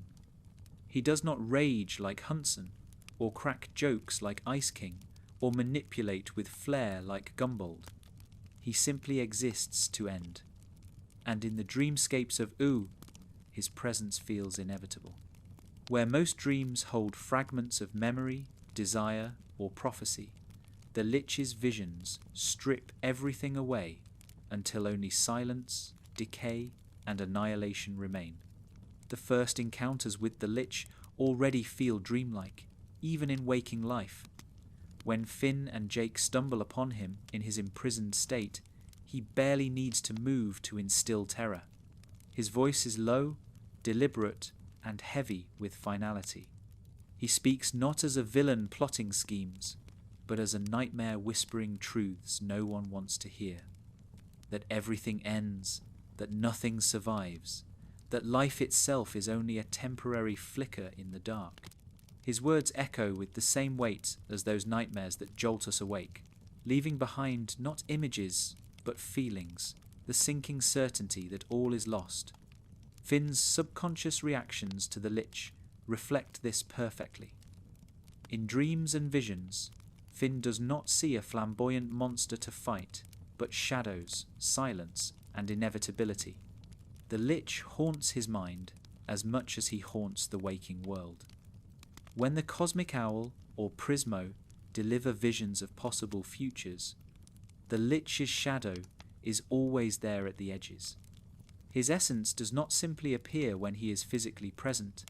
It infects the dreamscape, leaking into the subconscious of Oo's heroes, as if to remind them that despair cannot be kept at bay forever.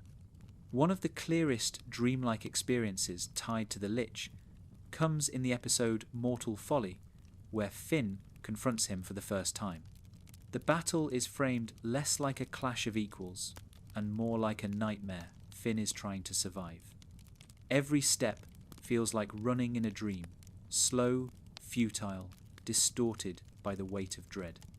Finn's courage keeps him moving, but the atmosphere of the fight mirrors the suffocating logic of nightmares, the sense that no matter how hard you resist, the outcome is already written. The Lich does not need to roar or lash out wildly.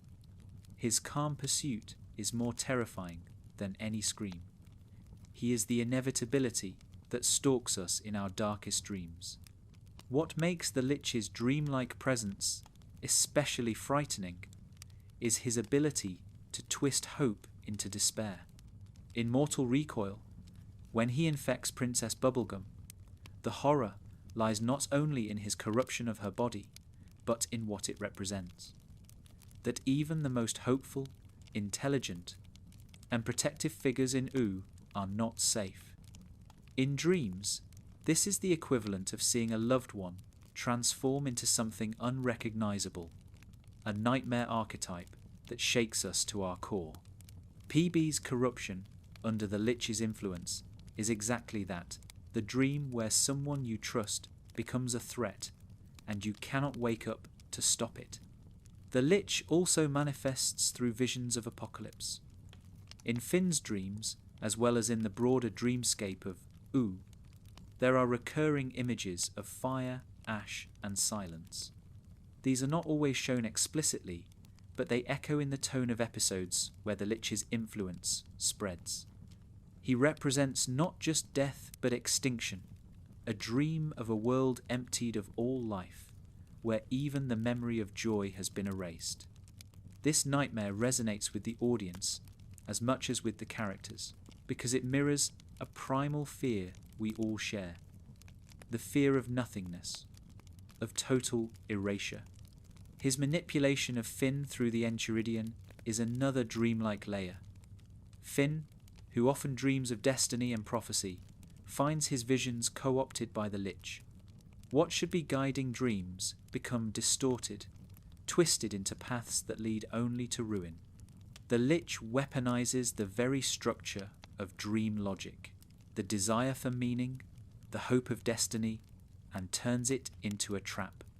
It is the nightmare of trusting your subconscious, only to find that it has betrayed you, that the dream you thought was guiding you is instead leading you into darkness. The multiverse further complicates the Lich's dreamlike nature. In alternate realities, he persists, always the same, always seeking annihilation. This constancy makes him feel like a recurring nightmare that no amount of waking can dispel. No matter how many times Finn and Jake confront him, no matter how many realities they traverse, the Lich appears again, unchanged. Like the worst dreams that return night after night, he becomes inescapable. He is not simply a villain to be defeated, he is the inevitability that cannot be erased. One of the most chilling depictions of the Lich comes in Crossover, when Finn meets Farmworld Finn and witnesses the devastation the Lich has wrought in that reality. The dreamlike horror here lies in familiarity twisted into terror, a version of Finn who looks like him, a world that feels familiar and yet everything is wrong. Farmworld is what happens when the nightmare wins, when the Lich's vision becomes reality. For Finn, this functions like the most disturbing kind of dream, the one where you see yourself, but corrupted, broken, or complicit in horror. The Lich turns identity itself into a source of fear. The Lich's voice is another key to his dreamlike power. Delivered with chilling calm, his words cut deeper than screams ever could. In dreams, we often encounter figures who speak truths we do not want to hear, whose words echo long after the images fade. The Lich plays this role in Ooh. His declarations about the inevitability of death, the futility of resistance, the emptiness of existence, are not just threats. They are proclamations, delivered as if from the subconscious of the universe itself. They sound less like dialogue and more like the voice of a nightmare telling you what you already fear is true. In the finale, when the Lich is finally neutralized, his dreamlike terror does not disappear entirely. Even when Billy's body is freed of his influence, even when the immediate threat is gone, the memory of him lingers. Like a nightmare that continues to haunt us after waking, the Lich remains in the collective subconscious of Ooh. The characters may survive him, but they can never fully erase the shadow he cast. He is less a defeated villain than a recurring dream, dormant for now, but always waiting at the edges of thought. The Lich's role in Adventure Time demonstrates how dreams and nightmares are not only personal, but cosmic. He represents the universal fear of annihilation, the dread that lies beneath all other anxieties. Where Finn dreams of belonging, PB dreams of control, and Marceline dreams of memory, the Lich is the nightmare they all share, the vision of an end that cannot be stopped. His presence ties every dream in Ooh together, because no matter how different their subconscious fears may be, all dreamers carry within them the knowledge that everything ends. And yet, as with all dreams in Adventure Time, even the Lich carries meaning beyond terror. By confronting him, Finn and Jake learn that despair does not have to define them. By resisting his inevitability, they prove that even if endings are certain, the moments before them matter. The Lich may embody the nightmare of annihilation, but his visions also highlight the resilience of life, love, and connection. In a way, he is the darkest dream with the brightest lesson. That knowing everything ends makes what we have in the present all the more precious. In the end, the Lich is not just a villain. He is the nightmare that sleeps beneath all of Oo, the vision that strips away illusion and forces everyone to face the void. He is the silence at the heart of dreams, the shadow at the edge of the campfire, the certainty we all try to forget. To dream of the Lich is to confront the end. To wake from that dream is to realize that, for now, the world still turns, life still shines, and meaning still exists. And perhaps that is the ultimate victory, not that the Lich is gone, but that life goes on despite him. In the vast dreamscape of Adventure Time, few arcs are as surreal and unsettling as that of Orgolorg, the cosmic terror who hides in plain sight as Gunther, the Ice King's seemingly harmless penguin companion. Orgolorg's story is one of disguise, repression, and the subconscious yearning for power. His existence blurs the line between comedy and nightmare, embodying the kind of dream where something familiar suddenly reveals itself as monstrous.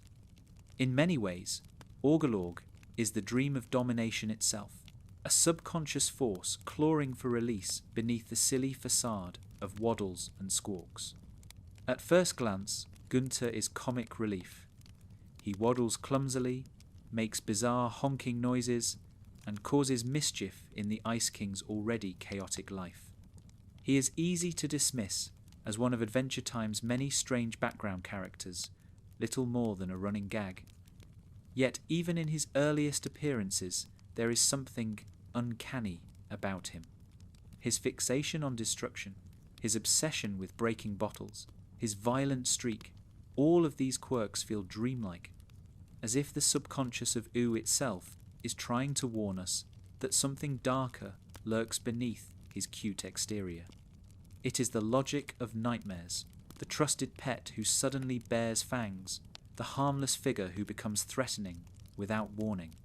The truth, revealed much later, is that Gunther is in fact Orgolorg, an ancient, world-destroying entity cast down from the stars. Once, he was a cosmic terror feared across galaxies, until he overreached and was punished by being stripped of his form and power. Reborn as a penguin on Earth, he retained fragments of his nature. The urge toward domination, the hunger for power, the chaos simmering beneath his small body. His existence is itself a kind of dream state, a nightmare imprisoned within a harmless shell, waiting for the right moment to resurface. This duality makes Orgolorg one of Adventure Time's most dreamlike figures. His waking life as Gunther is comedic nonsense, but his true self lurks in the subconscious, like a nightmare waiting to break through. And when it does, the shift is terrifying. The penguin becomes the monster, the joke becomes the apocalypse, the dream becomes the nightmare. This sudden transformation mirrors the way real dreams work. One moment you are in a harmless setting, the next you are running from a horror that was hiding there all along. The dreamlike nature of Orgolorg becomes most vivid in Orgolorg, the episode that reveals his true identity. Finn and Jake discover the penguin's secret as visions, cosmic histories, and transformations unfold. The imagery is surreal. Flashes of stars, Orgolorg's monstrous form looming over planets, his fall to Earth. It feels less like straightforward exposition and more like a dream sequence, where images replace narrative and meaning must be pieced together after waking. This is deliberate. Orgolorg's story is not just told, it is experienced like a nightmare memory returning to the surface. What makes Orgolorg's dream especially terrifying is his hunger for power. Unlike the Lich, who seeks only the silence of annihilation, Orgolorg craves domination. His nightmare is one of conquest, of consuming light, of bending the universe to his will. This is why he fixates on celestial events like the arrival of the comet. The comets in Adventure Time represent fate, change, and transformation, cosmic forces that alter the course of history. Orgolorg dreams of harnessing that power for himself, of reclaiming what he once lost, of turning his dream of control into reality. His obsession is the embodiment of the nightmare of ambition unchecked. Finn's confrontation with Orgolorg deepens the dreamlike terror.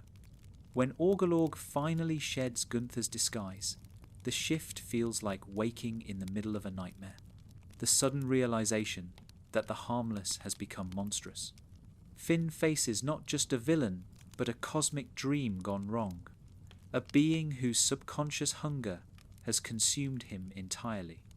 The battle is surreal, filled with cosmic imagery and dreamlike distortions, but at its core it reflects a universal fear, that beneath the familiar lies something incomprehensible, and that power itself can become monstrous when left unchecked. The connection between Orgolorg and the Ice King also reinforces the dreamlike absurdity. For years, the Ice King treated Gunther as his pet, his companion, his substitute family. The revelation that his loyal penguin was secretly a cosmic terror feels absurd, even funny, but it also mirrors the way dreams work. Often, the people or things we see every day become symbols of something much larger in our subconscious. In Ice King's dreamlike world, Gunther was always more than a penguin. The reveal only makes literal what was always lurking beneath the surface. Orgolorg's dream of power also ties into Adventure Time's larger theme of identity. Just as Finn wrestles with who he is, just as Marceline confronts her heritage, Orgolorg embodies the nightmare of identity denied. Trapped in a form that belittles his true nature, he lives a subconscious dream of return, the endless longing to reclaim his power. This is why he feels so dangerous. He is not just a villain acting out of malice. He is a dream of himself, incomplete, yearning, and therefore unstoppable in his pursuit of wholeness. The imagery of Orgolorg's ascension attempt heightens this dreamlike quality. As the Catalyst comet approaches, the visuals grow surreal. The sky filled with light, Orgolorg expanding in size, the world trembling beneath his ambition. The scene unfolds like a nightmare climax, where everything is heightened, exaggerated, and drenched in cosmic symbolism. Finn's battle against him is not just a fight. It is the dreamer resisting the nightmare, the subconscious fear of power, confronted head-on. And yet, as with many dreams in Adventure Time, Orgolorg's nightmare is ultimately self-defeating. His ambition blinds him, his hunger consumes him, and he fails. In the end, he is reduced once more, slipping back into the harmless form of Gunther. The nightmare recedes, replaced by the absurd comedy of a penguin honking and waddling as though nothing had happened. This abrupt shift mirrors the way real dreams end. One moment you are running from terror, heart pounding. The next, you are awake, staring at your ceiling, wondering how something so horrifying could vanish so suddenly. What lingers, however, is the unease. Just as nightmares leave us unsettled long after waking, Orgolorg's presence never fully disappears. Even when Gunther returns to his silly antics, the memory of what lurks beneath remains. This duality is what makes him one of the most uncanny figures in the series. He is both the harmless pet and the cosmic terror, both the joke and the nightmare. He embodies the way dreams refuse to be neatly categorized, shifting between absurdity and horror with no warning. Orgolorg's dream of power also connects him to the broader cycle of comets and reincarnation in Adventure Time. the comets represent destiny, arriving again and again to alter Oo's history. Finn himself is tied to this cycle, with past incarnations connected to the comet's power. Orgolog's attempt to seize the comet's energy is not just about domination, it is about breaking the cycle, stealing fate itself. His nightmare is not simply to rule, but to disrupt the very structure of destiny. This ambition places him in direct opposition to Finn, whose dreams tie him into the cycle rather than against it. In this sense, Orgolog represents the nightmare of disconnection. While Finn learns to embrace his place in the cycle of life and destiny, Orgolog rejects it, insisting that he must dominate rather than belong. His dream is the refusal of connection, the hunger to stand alone above all else. This is why he fails. Adventure Time insists, again and again, that connection, love, and unity are stronger than isolation and domination. Orgolog's nightmare is powerful, but it cannot stand against the dream of connection embodied by Finn and his friends. In the end, Orgolog's dream of power is both terrifying and absurd. He is the nightmare lurking beneath the comic relief, the cosmic terror hiding in the guise of a penguin. He reminds us that dreams can be ridiculous and horrifying at once, that the line between comedy and terror is thin. His failure does not erase his significance. Instead, it leaves us with the unsettling reminder that nightmares can hide in plain sight, smiling or honking at us until they reveal their true form. And, like any dream, Orgolog's story lingers. Even after he is reduced to Gunther once more, the memory of his cosmic hunger remains. He is proof that dreams are not always comforting, that they can conceal terror beneath harmless appearances, and that power itself can become the most dangerous dream of all. Not all dreams in Adventure Time belong to a single character. Sometimes, the show pulls back from the personal and reveals dreamscapes that seem to ripple across Oo itself. Shared visions that suggest the subconscious of the land is not divided but collective. In these moments, we see that dreams are not only reflections of individual fears and desires, but also of cultural memory, ancient history, and communal destiny. Oo is a patchwork of kingdoms, species, and dimensions, but its dream logic often ties everyone together, reminding us that beneath the surface differences, all of its inhabitants are linked by the same forces of memory, fear, and hope. One of the clearest examples of collective dreaming comes through the visions of the cosmic owl. When Jake, Finn, or other characters encounter him, it does not feel like an isolated event. Instead, it feels as though the dreamer is tapping into a shared cosmic stream, one that all beings might enter if fate calls for it. The owl is not a personal symbol, but a universal one, delivering messages that extend beyond the individual dreamer. Jake's vision of his own death, Finn's glimpses of destiny. These are not just private revelations. They are pieces of a collective dream about mortality and purpose, experienced by different individuals, but rooted in the same cosmic source. Another layer of collective dreaming appears in the way Oo remembers its past. The Mushroom War, though long gone, continues to echo in nightmares and visions. Marceline's memories of wandering the ruins, Simon's descent into madness, Finn's subconscious unease about being human in a post-apocalyptic land, all of these are individual expressions of a shared trauma. Oo itself dreams of the war, its scarred landscapes, serving as a subconscious reminder that catastrophe is never far away.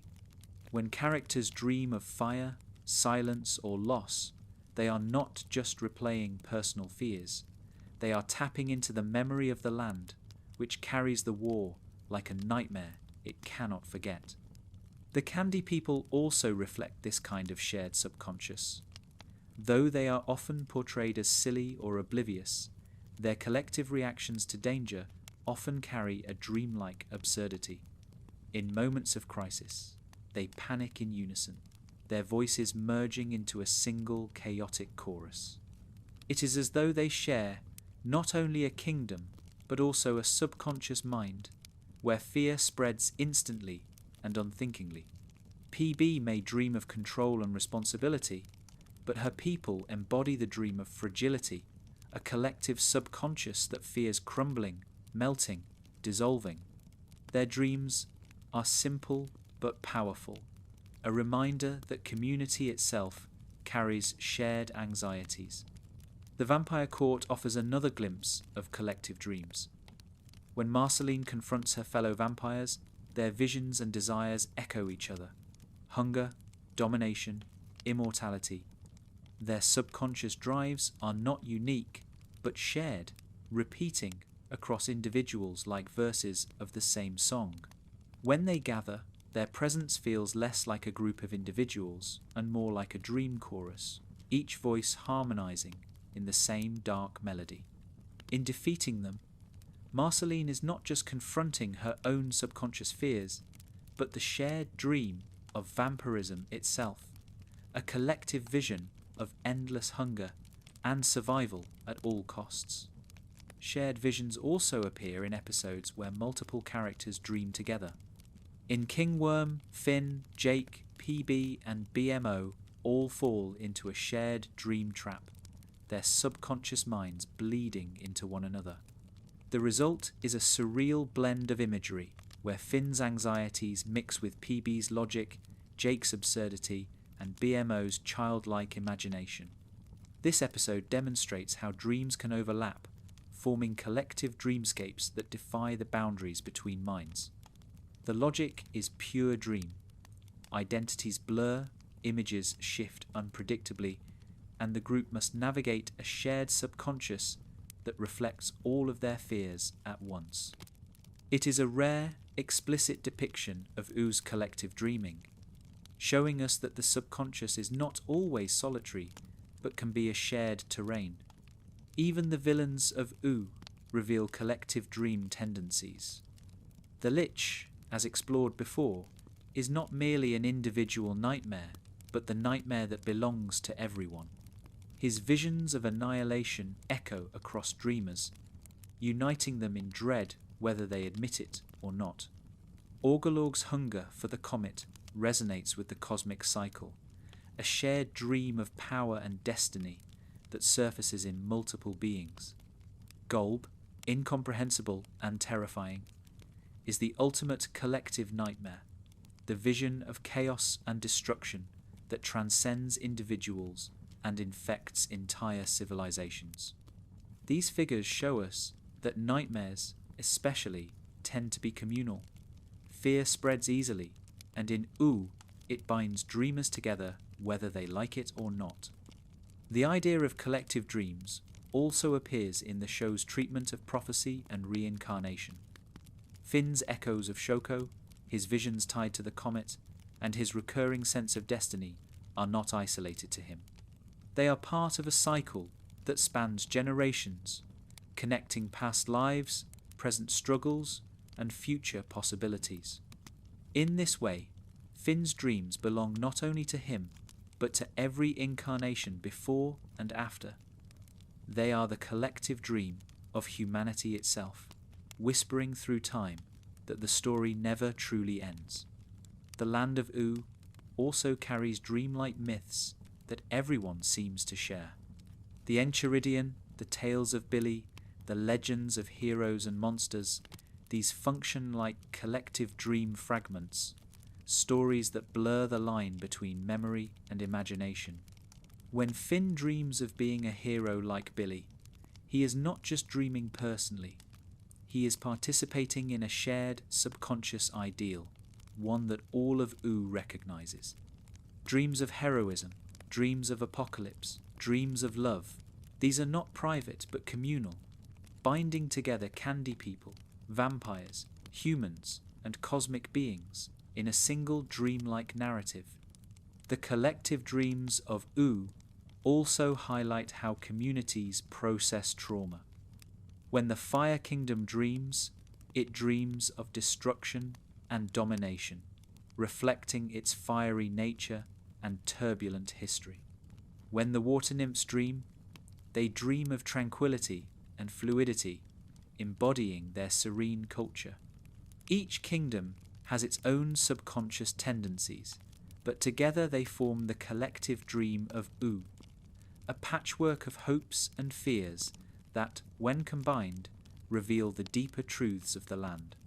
One of the most surreal expressions of collective dreaming comes in the Hall of Egress. Though the episode focuses on Finn, the hall itself feels like a shared subconscious space, a dream trap designed not for one mind, but for any who enter. Its logic is pure dream. Finn can see the exit but cannot reach it, trapped in a loop that repeats endlessly until he learns acceptance. While this is Finn's personal trial, the hall's existence suggests that U itself contains dream structures, places that reflect not just one subconscious, but the collective logic of dreams. The land itself dreams, creating spaces that teach lessons to anyone who wanders into them. The finale of Adventure Time underscores the importance of collective dreams. When Golb threatens to consume U, the entire land responds not with individual visions, but with collective action. The dream of survival, of unity, becomes shared by all.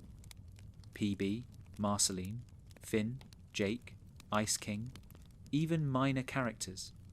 The nightmare of annihilation is faced together, transformed into a dream of hope. In this climactic moment, we see that the ultimate dream of U is not fear or despair, but connection. The collective dream is not just survival, but community, the belief that together, even the worst nightmares can be endured. In the end, the collective dreams of U remind us that no one dreams alone. Even when visions feel personal, they are part of larger patterns that tie individuals to their communities, their histories, and their world. U dreams through its people, its myths, its kingdoms, and its cosmic beings. Each dream is a fragment of a larger subconscious tapestry, woven together by memory, trauma, hope, and love. Adventure Time shows us that dreams are not only private escapes, but shared realities.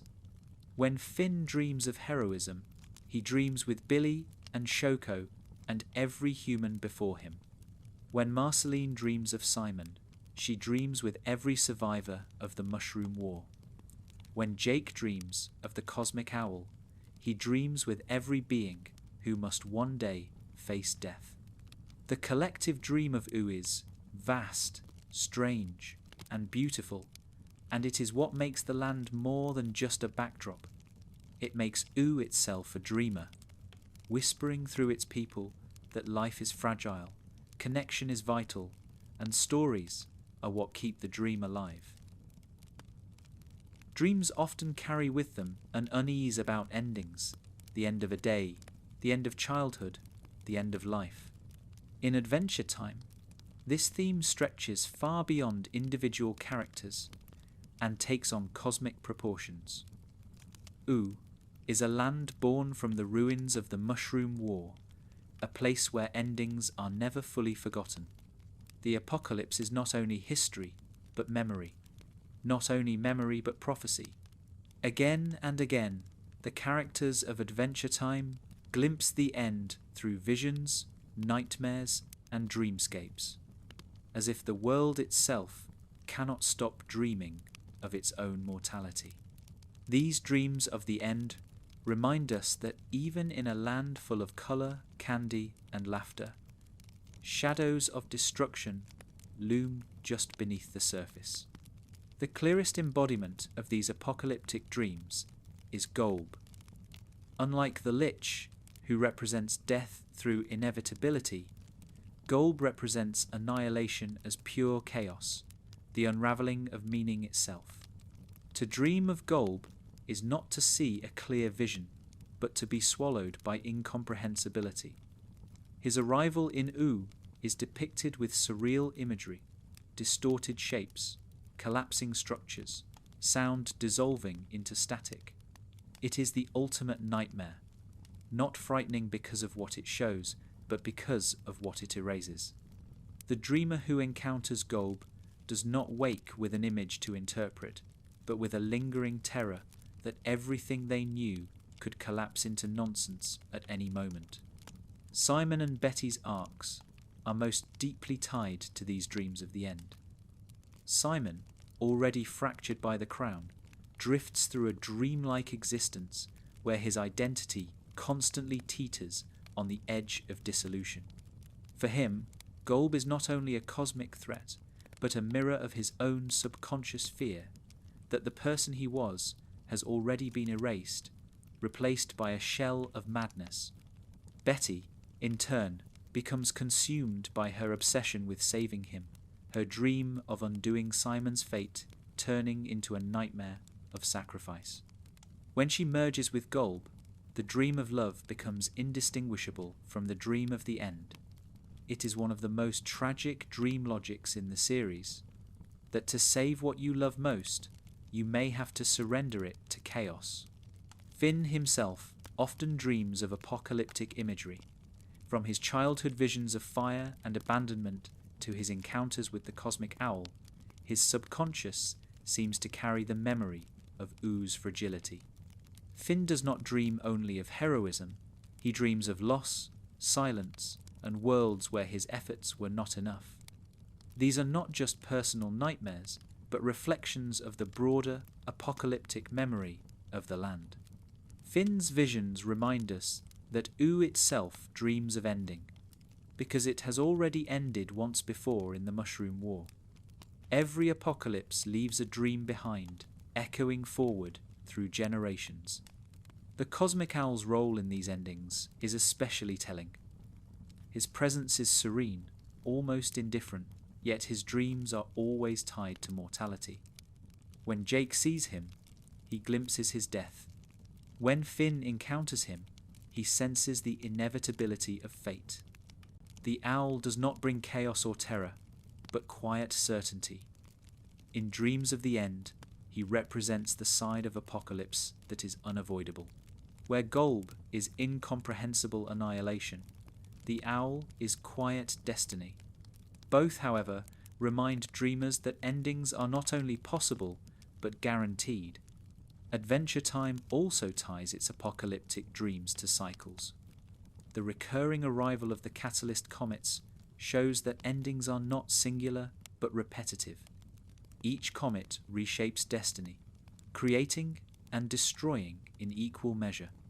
Orgolorg's obsession with harnessing a comet reflects his hunger for domination, but the comet itself is more neutral, a dream of transformation that comes whether U is ready or not.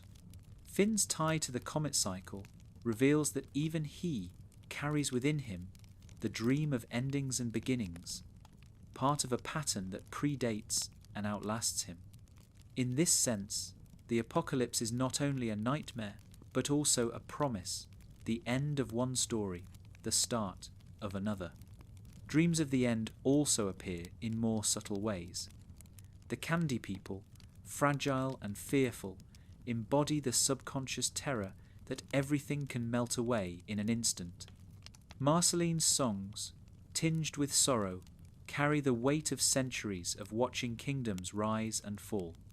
PB's nightmares of her kingdom collapsing reflect the constant anxiety of leadership in a world where destruction is always near.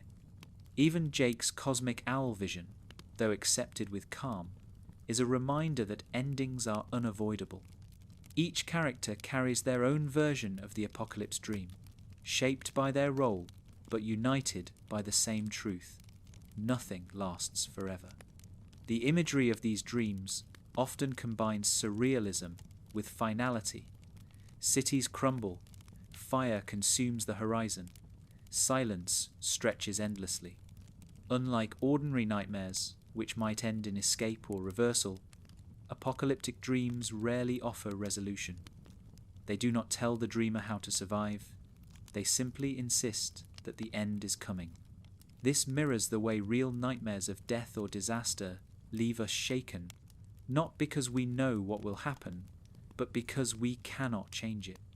The dream insists on inevitability, and the dreamer wakes not with relief, but with unease. Yet Adventure Time also resists despair in its treatment of these dreams. The apocalypse may loom, but it is not the only dream. Against the visions of endings, the characters dream of connection, love, and resilience. Marceline dreams of Simon's kindness, even as she fears his loss. Finn dreams of being a hero, even when he sees failure. Jake dreams of laughter, even when he glimpses death. These counter-dreams remind us that apocalypse is not the only subconscious truth. Life insists on dreaming of survival, even in the shadow of annihilation. The finale crystallizes this tension between nightmare and hope. As Golb descends, Ooh seems to dream collectively of its end. The skies twist, the land shakes, and all of existence teeters on collapse. Yet, amid the chaos, characters come together, their connections forming the dream of resistance. Simon's freedom, Betty's sacrifice, PB and Marceline's embrace, Finn and Jake's steady courage, all of these are dreams of love set against the nightmare of destruction. In the end, Ooh survives, not because apocalypse is denied, but because community and compassion give meaning even to endings. These dreams of the end carry a lesson that resonates far beyond Ooh. Endings are inevitable, for kingdoms, for relationships, for lives. Dreams remind us of this truth, often in ways we would rather not face.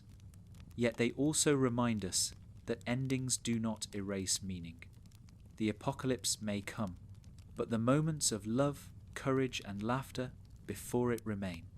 Dreams of the end, then, are not only nightmares, but also reminders that the fragility of life is what makes it precious, and that even in the face of destruction, connection endures. In the end, the dreams of the end in Adventure Time are not about despair, but about perspective. They remind us that life is temporary, that endings shape beginnings, and that what matters most is not escaping the apocalypse, but living fully before it arrives. For Finn, Marceline, PB, Jake, Simon, and all of Ooh, dreams of the end are the subconscious voice that whispers, everything will end, but until then, everything matters. Adventure Time ends not with silence, but with a dream. Not a literal one, contained to sleep, but a dream in the broader sense. A vision of what Ooh has become, what it has endured, and what it may yet grow into. Throughout the series, we have seen dreams act as prophecy, memory, nightmare, and comedy.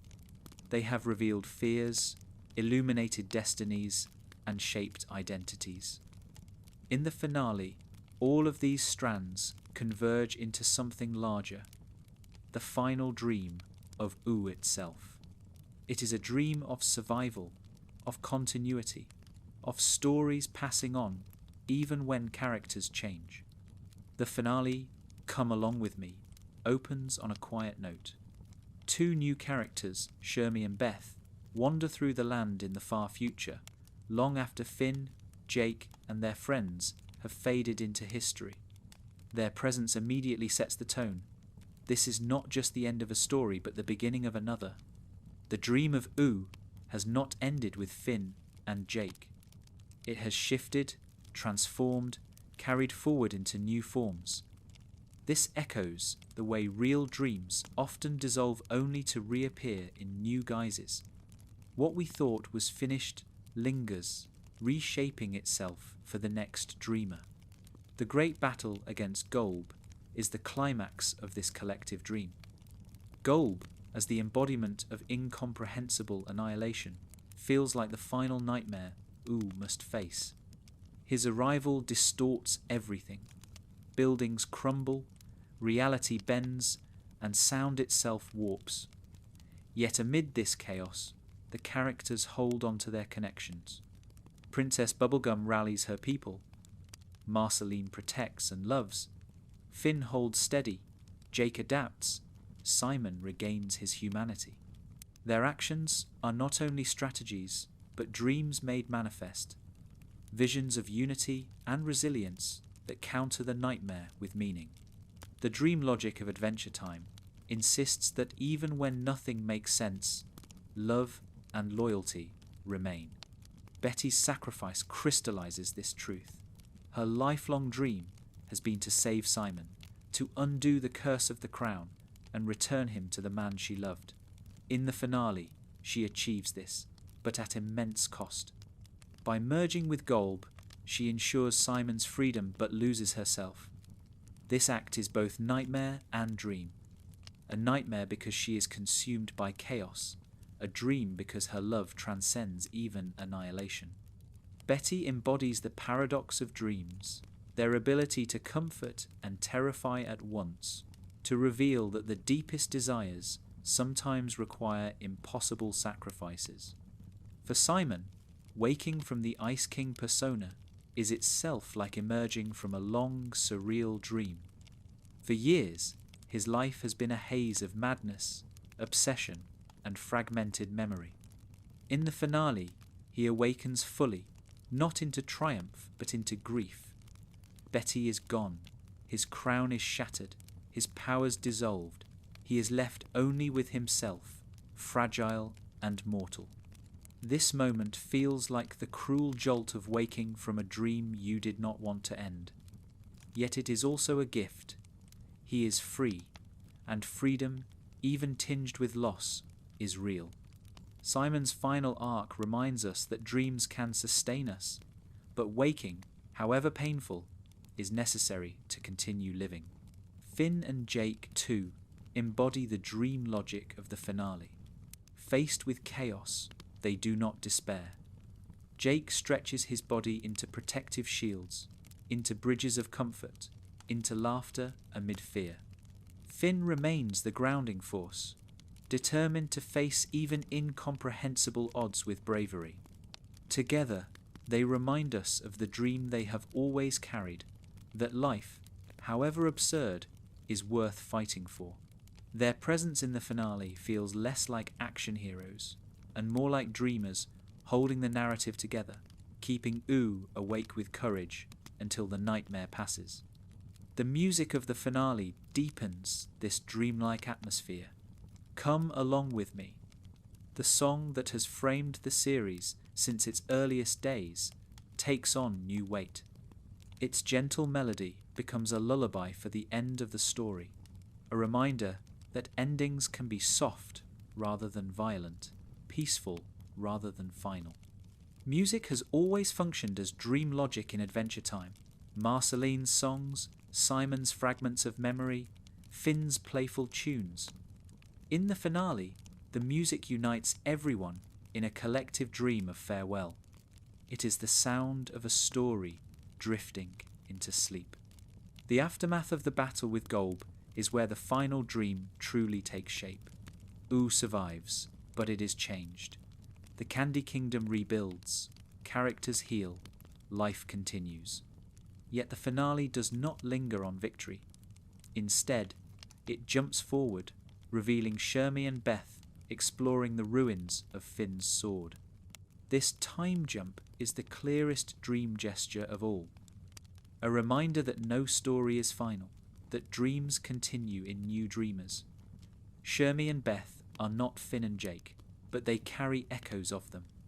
The dream of adventure, of companionship, of Ooh itself persists. What makes this ending so powerful is its refusal to resolve everything neatly.